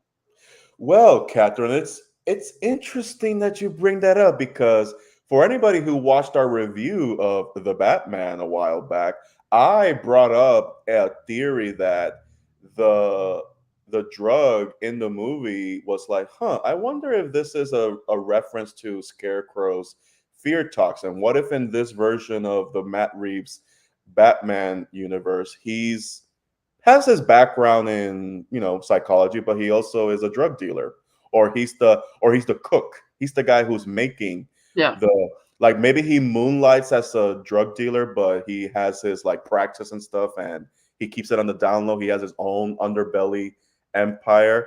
I wouldn't be surprised if that's an alluding to, the Scarecrow, because it would make sense because his fear toxin is technically a drug. Yep. And Matt Reeves says he is going to be pushing it all the way up to the edge of the fantastical. Yeah. And Scarecrow certainly goes in there. I mean, as much And as to I be love, fair, the hallucination, you can go full ham on that because you right. can get away with fantasy with the hallucinations. And as much as I love Cillian Murphy as Jonathan Crane, they didn't get to push the Scarecrow as far as they could have for that trilogy, what like they could here. And Now, so, let me ask you, if it's a situation like the video games where in the oh video yeah, games they really go balls to the wall with the hallucinations. oh I'm there for it. I'm totally there for it. It makes Oh, total sense. no, I only say because I am all for it as well. I'm just Yeah. like, I wonder we're gonna get Robert Pattinson fighting a 25-foot Jonathan Crane at the end of the run. Like that's how freaking insane everything is. Yeah, I think it's going to go in that direction. Yeah. Others have been theorizing that because, I mean, Matt Reeves said there would be more of a time jump at the end of this series, but we don't. If this series only takes place over the course of say like a week or so, maybe it jumps only a few months. Because if the sequel is set during winter, with all the flooding and everything, that's going to be a wintry, ice cold Gotham, perfect for your new Iceberg Lounge. Maybe Mr. Freeze, which Robert Pattinson and Matt Reeves alluded to liking that. And he But did again, say, it's all in the execution because if he wants to keep it as grounded and push it to the limit of how fantastical he wants to go, then you're gonna have to rework Victor from the ground up to get "Oh, away of with course, it. oh, of course, absolutely." But I remember Is when it gonna, that and was we talked about this, is this gonna be a medical condition where he requires to be in the cold for a long time in order for him to function? Can they make it a psychological thing? Will they use the Nora Freeze origin, or will they make something brand new where they justify why he's constantly dealing with cryogenics? yeah, and if they do bring in Scarecrow for his pharmacology, that could be an interesting way that goes. But he was the first villain that Robert Pattinson said he would love to see in a sequel, and Matt Reeves said, "Yeah, I would love to see like Mr. Freeze, how you could do that." And lest we forget, from the beginning, Reeves said this was going to be a trilogy, and he had the story already mapped out. Hmm. So, to your point about the reason why it's going to be a 4.5 year wait between the first two movies is that Reeves was kind of dragging his feet and actually writing the script. Hmm. But I think he's already had the story in mind as to what it's going to be. So, I'm pretty sure he already pitched what he wants to do. It's just like it's a treatment. It's not a real there's actually no pages written down, but he does have kind of like how Nolan, his brother, and what's his name? Goyer. Uh, Goyer. Like they all mapped out what they were looking for. It's just a matter of, well, we know where we wanted to start, the middle, and the end. We just gotta actually write the damn thing. Yeah. Ash says, "Ooh, that would be a very interesting plot line to the Scarecrow's fear toxin." And he says, "Yeah, I heard a theory of having Mr. Freeze come in as well." Oh, do you remember that fan-made poster banner that basically has the title, but it's in blue and it's got the two Roman numerals as the Batman Part 2, and it's all blue? Yeah, and Matt Yeah. Reeves says that will be the title. Yeah. So if it's going to happen where the setting is going to be in winter, I'm all for it. But I really want him to go full ham with the winter. I want this Gotham to be so cold that it has to release in the summer for it to be a good dichotomy. Mm. Uh, Because you know how because in December movies that take place on the beach are better to be released during December, and in the summer because it's so hot you want to watch a cold movie. It makes sense. well, this movie is going to be releasing October 2nd, 2026. Well, if you live in the Arizona desert like I do, take it or leave it. Yeah. October just started and the days are still over 100 degrees. It's a long summer, god damn it. Yeah, my big prediction. Oh, it's still 100 degrees up here even. My big prediction for the series end is that I think Penguin is either going to kill Victor or he's going to just sacrifice him without even thinking about it. Like you have to, because right now, like I mentioned, yeah, they're making him a bit sympathetic, but he's mostly going after other gangsters and pitting them against each other. So it's like, who cares? Like the Joker says, "Oh, gangbangers kill each other, whatever." But you have to really show his villainy, and I think that would be a way to do it if he turns on Victor, even though he kind of has pity for him now. I think that would do it to cement him as like, oh man, you're not. It's not just that you're cunning and you're intelligent. You are a real bad guy. And whatever's going to happen, if we go with the fact that I don't think this kid is going to live that long, I think he's just like, he's kind of like that Tedder that Penguin has that's kind of like that final string that's keeping him balanced in a way. Like before he becomes full villain, something is keeping his humanity in a way. Like, yeah, he's still a bad guy. He's doing very shitty things, and he's not necessarily taking glee in it. But every time he interacts with Victor, his humanity comes out. He's actually more receptive. He's the kind of person that you want to grab a beer with, even though you know that if you cross him the wrong way, he's gonna fucking hurt you.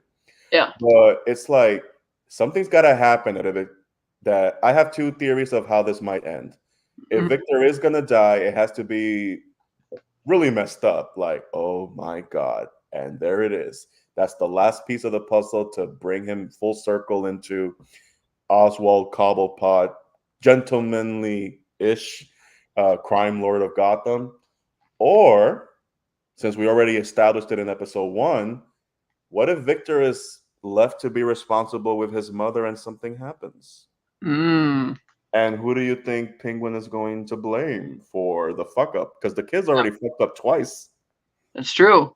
And you really don't want to fuck up that one. Yeah. Ash says, I agree. I want a day after tomorrow feel to Gotham. And he also says he also lost his two younger brothers. So Victor, I think. That's right. Victor did. And like that scene in the first episode when Penguin, when Francis says, oh, the kids are playing in the bathtub. And he's like, he's like, oh, gee, because his other brother, he's, I think, the last of the last of her sons or whatever who's still alive. So that's a good point. That could really send him over the edge if he loses his mother, especially at the hands of Victor. And also, we've already established in episode 2 that his mother is suffering from early signs of dementia. Yeah, for sure. So I know it's cliche to bring it up because I have seen this happen before in other TV shows when they bring up loss of memory or people who don't know where they are. If he puts Victor in charge of his mom and she's going through one of her episodes and he loses track of her, oh my God. If the showrunner knows what they're doing, that's gonna be the most tense sequence of the series. Oh, for sure. You're gonna be like, oh God, oh God, oh God, oh God. I don't even know what's gonna happen in the next 6 episodes, but I can already tell something fucked up is gonna happen. Yeah, Ash says he's like we're just theorizing here, and we're just theorizing. Yeah, Ash says he's like a surrogate little brother. That's true. Yeah, that I can also see that as well. So yeah, that's our take on the first 2 episodes of The Penguin. Yep. We are very excited about this. For every other episode, every Friday, unless something comes up, right? And I think something already did come up because I'm remembering that next Friday will be the official 50th anniversary of the Texas Chainsaw Massacre. So we're gonna have a video celebrating that. Everybody's invited. It's gonna be fun. So we'll be doing that. Who's gonna bring the chainsaw? Oh, that's a good question. I don't know if I have one. I do. Avert your ears. And I did just see that in the theater the other night. It was fantastic. I have a steelbook of it. I have a steelbook of it. Maybe I do too. I have 3 steelbooks of it. Oh, Kat, you show off. I didn't mean to. It just the first. Oh, I'm sure you didn't mean to. I'm sure. Well, the first was the DVD steelbook from 2004. That was the first time I ever saw it or was able to get a hold of it. I'm gonna love telling the story next week in more detail. The second was the Blu-ray steelbook, and the third was the 4K steelbook. Because strangely, the retailers I got them from only had the steelbook versions. They didn't have any non-steelbooks to choose from, which I thought was odd. It's like, okay, I'm a steelbook collector anyway, so it works out. Not to get too off topic, but do you remember that one time where I had the Blu-ray for Benjamin Button? Yes. And I didn't realize that because I think we were having a conversation about the Criterion collection, and I'm going through my Blu-rays and I'm organizing, and all of a sudden, when I look at the cover for Benjamin Button, I'm like, holy crap, I do own a Criterion. That was a Criterion. That is to date the only Criterion Blu-ray or DVD that's in like a regular case. Exactly. But I didn't know that that's what it was until we're talking about the Criterion collection. And all of a sudden, when I'm organizing my collection, there it is, Criterion. Yeah, and nobody knows why they did that for that movie, only that they've never done it again. I think they listen to their fans because the fans write in and say, "Don't do that again," so they don't do it. Which is Yeah. so. So I wanted to bring something up because just for some fun facts. So the detective that is working for Sophia, Detective Marcus Weiss, his character is in comic book fashion relatively new. He appeared in volume 2 of the Robin solo comic book series back in 2008.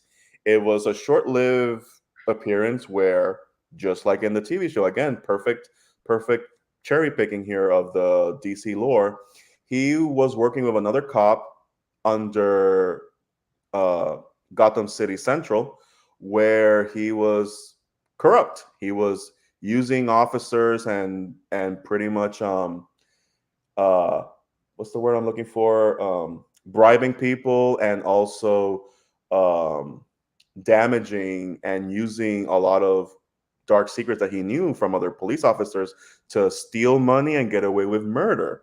And Robin in this series, Tim Drake, and by that point, this was before the New 52, he was Tim Drake Wayne. So Bruce Wayne had officially adopted him into the family. And Tim Drake was going as Red Robin in this series. He had like the red suit with the almost bird-like without the with he had a cowl on, so he didn't have like just the eyes covered, his whole face was covered. And that was also the first introduction to an Egyptian villain called the Scarab. No relationship to Blue Beetle, but it's one of those things where Robin had his own series and it was pretty much like a Batman Incorporated kind of thing. Like it wasn't just Gotham City, but he did have his own series. And that's where that character was introduced. So I'm like, okay, you know what? Yeah, it makes sense to see this character being used. It's very true to the comics, but it's being used in a different context. I don't expect an Egyptian assassin going after the Penguin anytime soon, but it's one of those little comic book Easter eggs that I do like. Also, yeah, the woman that Penguin has a relationship on and off, I think she's a sex worker. Her name is Eve Carlo. And I remember looking her up. I'm just like, who is she? She reminds me of Jezebel Jet from the comics. She's got like the silver hair almost, but she's also like a black woman. So I'm thinking, I wonder if that's a version of her. But when I looked her up, I'm like, wait, Carlo? As in Basil Carlo? So I started looking up, I'm like, oh, sweet Jesus, it's not. Like, she has no relationship whatsoever to Clayface, but because they used the last name Carlo, my brain just started running with it. So I will be unavailable Monday, Tuesday, Thursday of next week because of other commitments. Maybe we could be back on Wednesday, if not Sunday night after episode 3 drops. That's fine. Either Sunday night or Wednesday night for Sure. episode 3. We haven't decided yet. We'll figure that out. But we also Thursday. Anything but Thursday, and we should be fine. Cool. Yes, and anything also but next Friday because we're doing Texas Chainsaw. But we also promised to give you guys our thoughts on Joker 2, Foley à deux. Yeah. Before we do, I am gonna mention what I did mention earlier about the lack of Batman in the show, and I've seen this. I've seen people who review the Penguin bring it up so many times where I'm kind of like, again, I'm gonna show my bias here. I'm fed up with it because it's like you don't need the Batman in everything. And just because this is a spin-off doesn't mean he has to be there in any episode. Also, okay, say you do have Batman in the series. What do you expect him to do? Because he's not going to have his ear down to the ground. He's not going to have a listening device in every single room where all the crime families are having a conversation. First of all, has he done that in the comics? Yes. Is that where Brother Eye came from? Possibly. My point is, this is a Batman who, again, in year 2, and he's not always going to know what's going on unless they make a big enough noise. That's the thing. Batman doesn't find out about what's going on unless people are making a big enough noise. And right now, all this internal conflicts hasn't gotten to the point where he has to step in and shut it down. Yes, you had that shootout in this episode, but it's one of those things where it's just like, yep, just another day in Gotham. So it's not going to require him to go there because it's just a shootout. And that is something that Gotham PD can handle on their own. Yes. Now, if there is a situation, again, we've got, this is an 8-episode series, right? Yeah. Okay, so we still got 6 episodes. If there is a situation where Batman does come in. Again, not saying he will be, not saying he needs to, but if there is a situation, it would have to be in the finale where shit starts hitting the fan so loudly that he's gonna get in there and shut it down. And you might not, it might not even be Robert Pattinson. It might be just a stunt double, and you might just see him in kind of like, you know, that sequence in Batman Begins where he's beating up the guys at the docks. Yeah. You might get a situation like that where he's there, but he's not going to be front and center. He's just taking care of the trash. Yes. Ash says, the universe is still there. I always found the villains more interesting than just Batman. Don't get me wrong. I like Batman, but what would he be without his villains? I agree with that, but it's also the situation where it's like, okay, he doesn't have to be there in every episode. And again, if you wanted him there, what exactly do you expect him to do? Ash sums it up perfectly. He says, Batman is a big gun. You don't call in the big gun for small things. Exactly. And also, another thing, if you've read a Batman comic in your life or you have any semblance of what the Cape Crusader is and does, chances are he keeps an eye on what's going on, but not enough that he needs to get involved. But if it gets to the point where he has to, you bet your ass he's going to get involved. Well, like he said in the opening narration montage of the first movie, it's a big city. I can't be everywhere. Yeah. And again, he hasn't reached that level where he has eyes and ears everywhere. He's not there yet. Yeah. This is the most bare bone, well, not the most bare bones, because you can kind of argue Batman Begins started bare bones and he started getting his gadgets in universe. But this is a Batman that's, the approach is different. He's not going to have all the wonderful toys that early. Yeah. So he doesn't have batarangs. Yeah. So, Joker Foley Adam. We'll do I guess a non-spoiler brief recap because we might do a full-on review later on, depending on other people on the channel might have expressed interest. I'm not sure. Sure. Just for some context, my quick rundown of the first movie is that the production values were very high. It was very visceral. Joaquin Phoenix gave a great performance, well-deserved Oscar. But it's basically like Taxi Driver and King of Comedy mixed together. And because of the sad state of Hollywood these days, oh, this script isn't tied to any pre-existing IP. So we'll make it a DC movie then. And therefore, I didn't feel like he was really Joker. I thought at best he was the David Dastmalchian character from The Dark Knight, who's a little loopy, doesn't have full control of his mental faculties to know what's going on, but still a well-done film. But I just can't get there with saying that it's Joker. And so I gave it 3 out of 5 because it was not something I would watch. I'd see again. I received a copy of it as a birthday gift that I got on my shelf there. But that was good. Positives for the new one. The production values are still there. Joaquin Phoenix gives another very dedicated, great performance. I liked Brendan Gleeson as the guard. I don't think this movie lives up to its title because the psychological condition folie à deux is where somebody hangs out with a person with a mental disturbance long enough that they will start sharing that delusion. Whereas in this movie, Harley is kind of like a fan, not even a full-blown super fan. She just knows what strings she has to pull to get close to Arthur. And I'm like, given Lady Gaga's brand, it was such a misfire to not let her do more with this character. And it's just the musical numbers, which are there to basically show that Arthur's kind of in La La Land while the other people are talking to him or doing whatever. The musical numbers were okay. They didn't really do anything for me. But there's just no story here. This just reeks of the studio saying, we made $1 billion on the first one. You need to do another one. And I almost say, like, be careful what you wish for, because I remember a long time ago, people theorized that the plot of Dark Knight 3 was going to be Joker being put on trial for his crimes in The Dark Knight. And that's kind of what this movie is. We're seeing him in Arkham, kind of being timid Arthur, being picked on by the guards or other people, and then having to go to court and all that kind of stuff with Harvey Dent as the prosecutor. And it's like, okay, but this feels like the most obvious bland thing they could have done for a sequel. It just didn't. It doesn't live up to its title. It's not zany or crazy.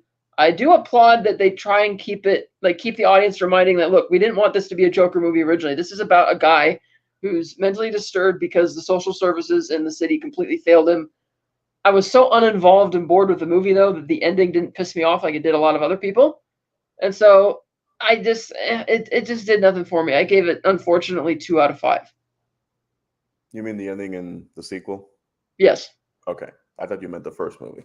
And I'm not going to spoil it because Because the first movie, the ending pissed me off. yeah, And for context, before I jump into my perception of Joker, Folie à Deux, or as I said earlier, a dumb.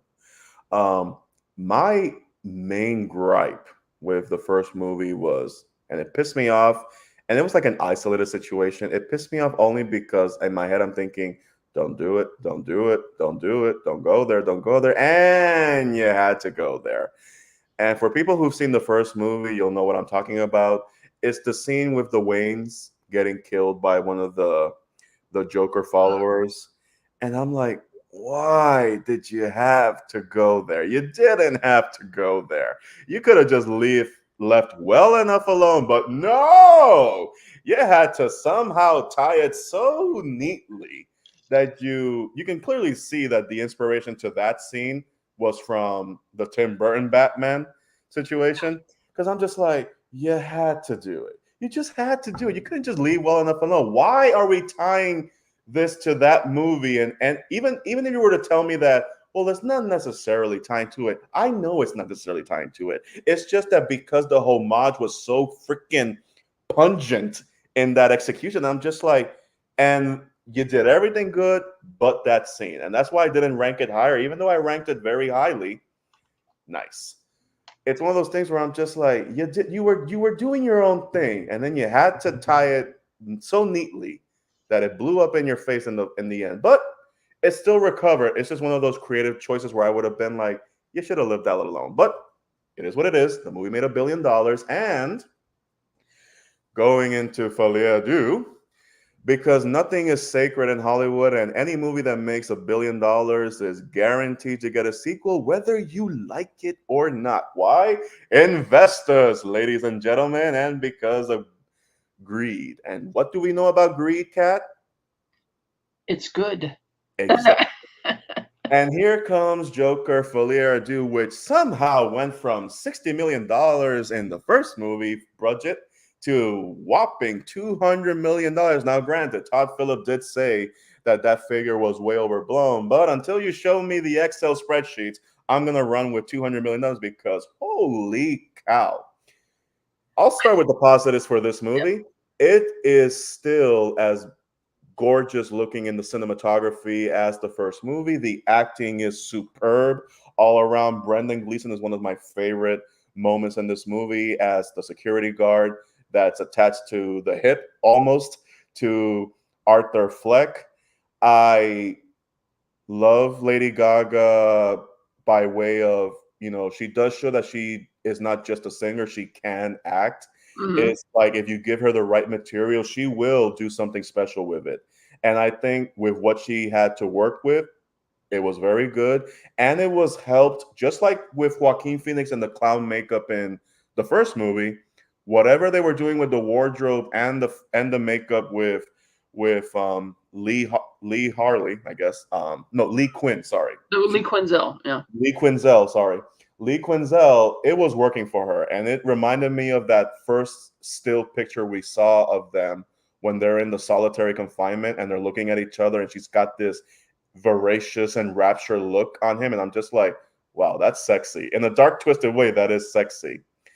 And the music on its own, I like the music fine. Lady Gaga can sing the hell out of this movie, and she did. And even the scenes where Joaquin does sing, I'm like, you know what? It's fine. But the problem is that on the surface, yeah, some stuff looks fine, but as a whole, no. This movie went nowhere.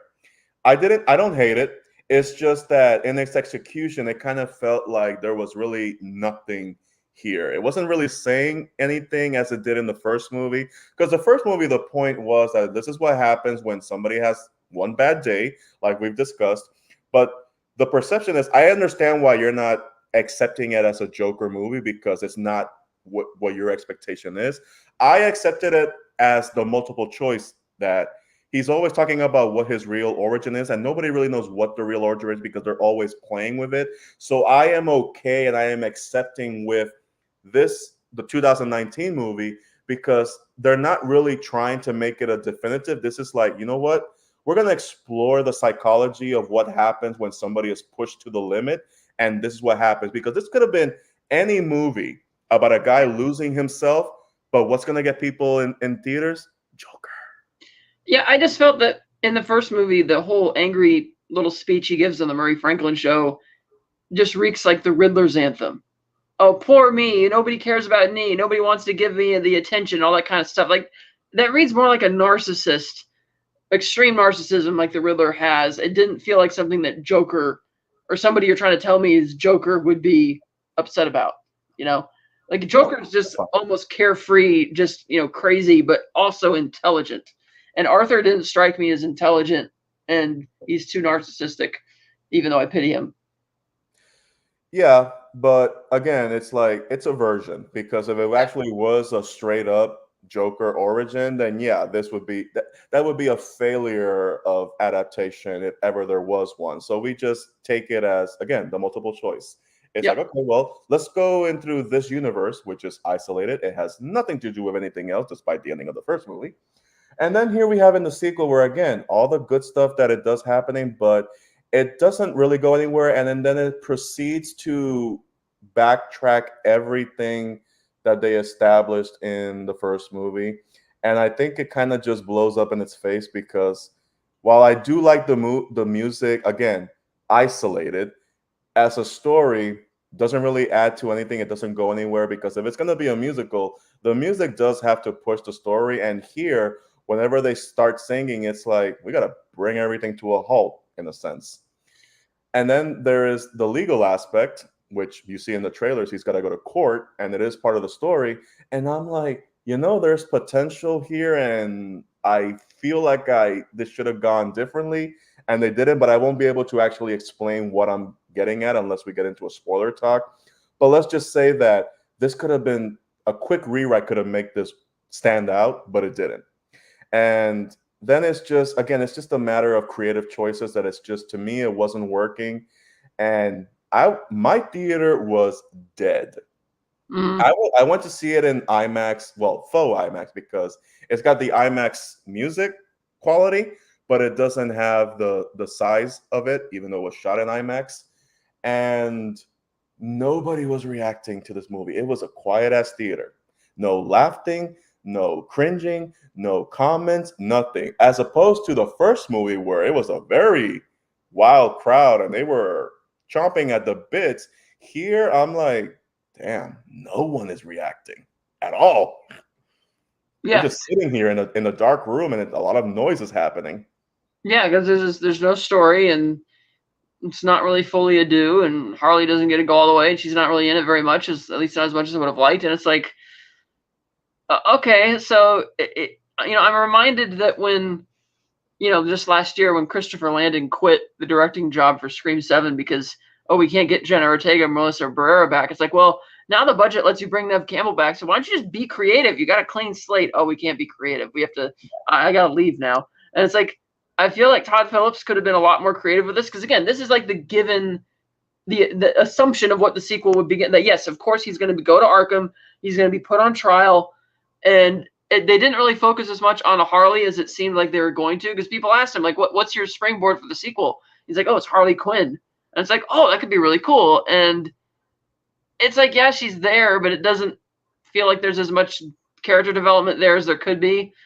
And it's just, the movie just felt kind of flat and empty to me. It just... Well, I was listening to a couple of reviews on my way home after the movie, and one of the things that stood out that I kind of agree with is just like, it almost feels like she didn't really need to be in the movie at all, first of all. And number two, it's one of those things where I'm just like, the way we start this movie and the way it goes, I'm like, wait a minute. It kind of feels like we're having to redo the events of the first movie, but repackaged in a way. Because the way Arthur Fleck is portrayed, it kind of feels like the events of the first movie barely happened. Mm-hmm. And it kind of feels like, wait a minute, we've already been through this. Why do we need to he should already be, how he was in the end. Why are we backtracking here? And second of all, and again, once we have a spoiler talk, I'll explain what my gripe is of what it should have been. There's a lot of footage and scenes we don't see in this movie that was shown in behind the scenes still images. And if you look at the trailer, there's a lot of stuff in the trailer that does not end up in this movie. But Right. I heard that this movie was edited and there's like a lot of versions of it, and this is the one that won out. So I wonder what different edits or different variations they went with before they settled on this one, because it feels like a lot of footage was cut out. Yeah. And it might have been a completely different movie. It might have been to its benefit, but whatever we ended up with. And again, if I remember that Todd really never intended to make a sequel, but because it made a lot of money, he had to come up with something. And when you have to come up with something and you're not really like invested in it, it's gonna show. And I think it showed in this movie. That's where I would go down to DC headquarters and talk to the guys there and say, "Hey, you guys got some ideas?" Yeah. And again, the Joker is supposed to be launching like the Black Label film series where all of this is going to be isolated, has nothing to do with anything that James Gunn is going to do. So I wish people can please, for the love of God, and again, it goes back to my argument about why does Batman need to be here? A lot of people talk about, hey, where's Batman? I'm like, Jesus fucking Christ. That's what I hate about Commons. Ash says, "Oh, really? I didn't really care for the first one, but I love Lady Gaga's acting. I'll wait for it to stream free instead of renting." Yeah, if you have Max, it'll stream there for free eventually. I mean, free by association, but not really. But okay. Ash says they do that with a lot of movie remakes or sequels. They completely go against the storylines to the point this could be a whole different movie, but they use the brand name to get people in seats. That's very true. And he says, yeah, like the new Pet Cemetery, if you're going to rewrite major plot points, call it something else and make it about a little possessed kid. Oh, yeah. There is one scene in Folie à Deux, and it's between Arthur Fleck and the security guard. And it's like a 2-minute scene. And you could be like, why do you like the scene so much? I like it because on the one hand, you've established what the relationship between Arthur Fleck and Brendan Gleeson's character, and then it turned so quickly. And you know the scene I'm talking about. It's the moment where they're kind of friendly and all of a sudden one character gets a little too friendly and then boom. Yeah. You know what I mean? When that happened, I'm like, oh shit. Oh fuck. Yeah. Like, oh, that's that kind of movie. But then it didn't go anywhere after that. It didn't go anywhere after that. I mean, granted, it does come back in a way, but not the way I was expecting it to come back, because it's kind of like setting up something of how the dynamic is. And when that scene happens, once I'm able to expand it, I'm just like, oh, this could get good if you know what you're doing. And then when you get to the third act, I'm like,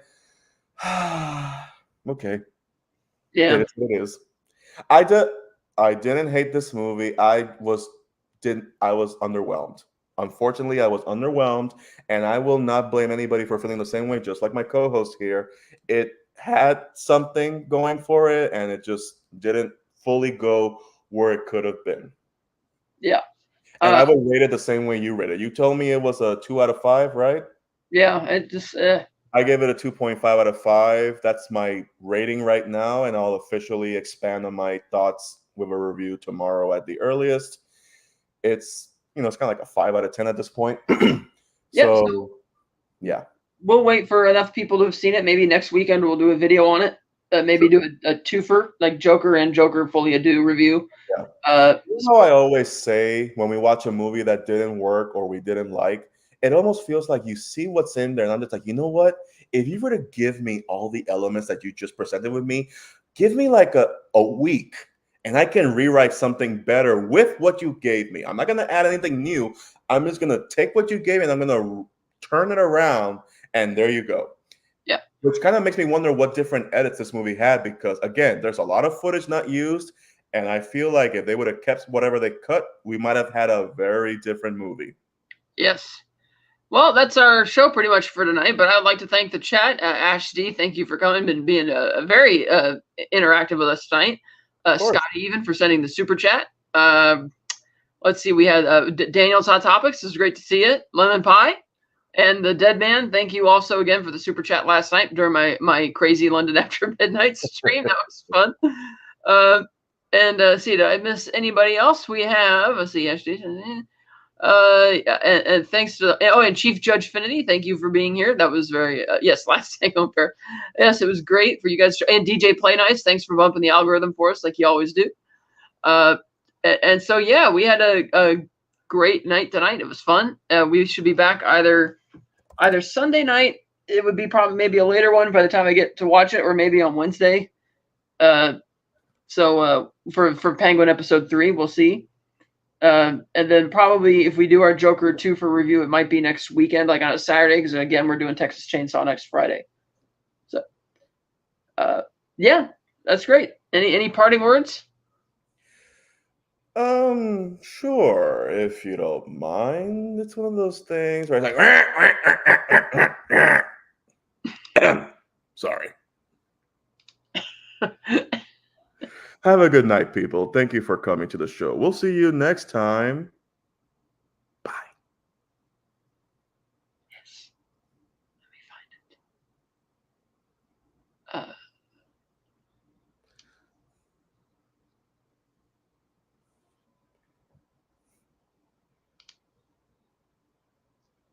Oh, it's doing that thing again. Spare no expense, ladies and gentlemen. This is why you need a cobble pot, not a pot.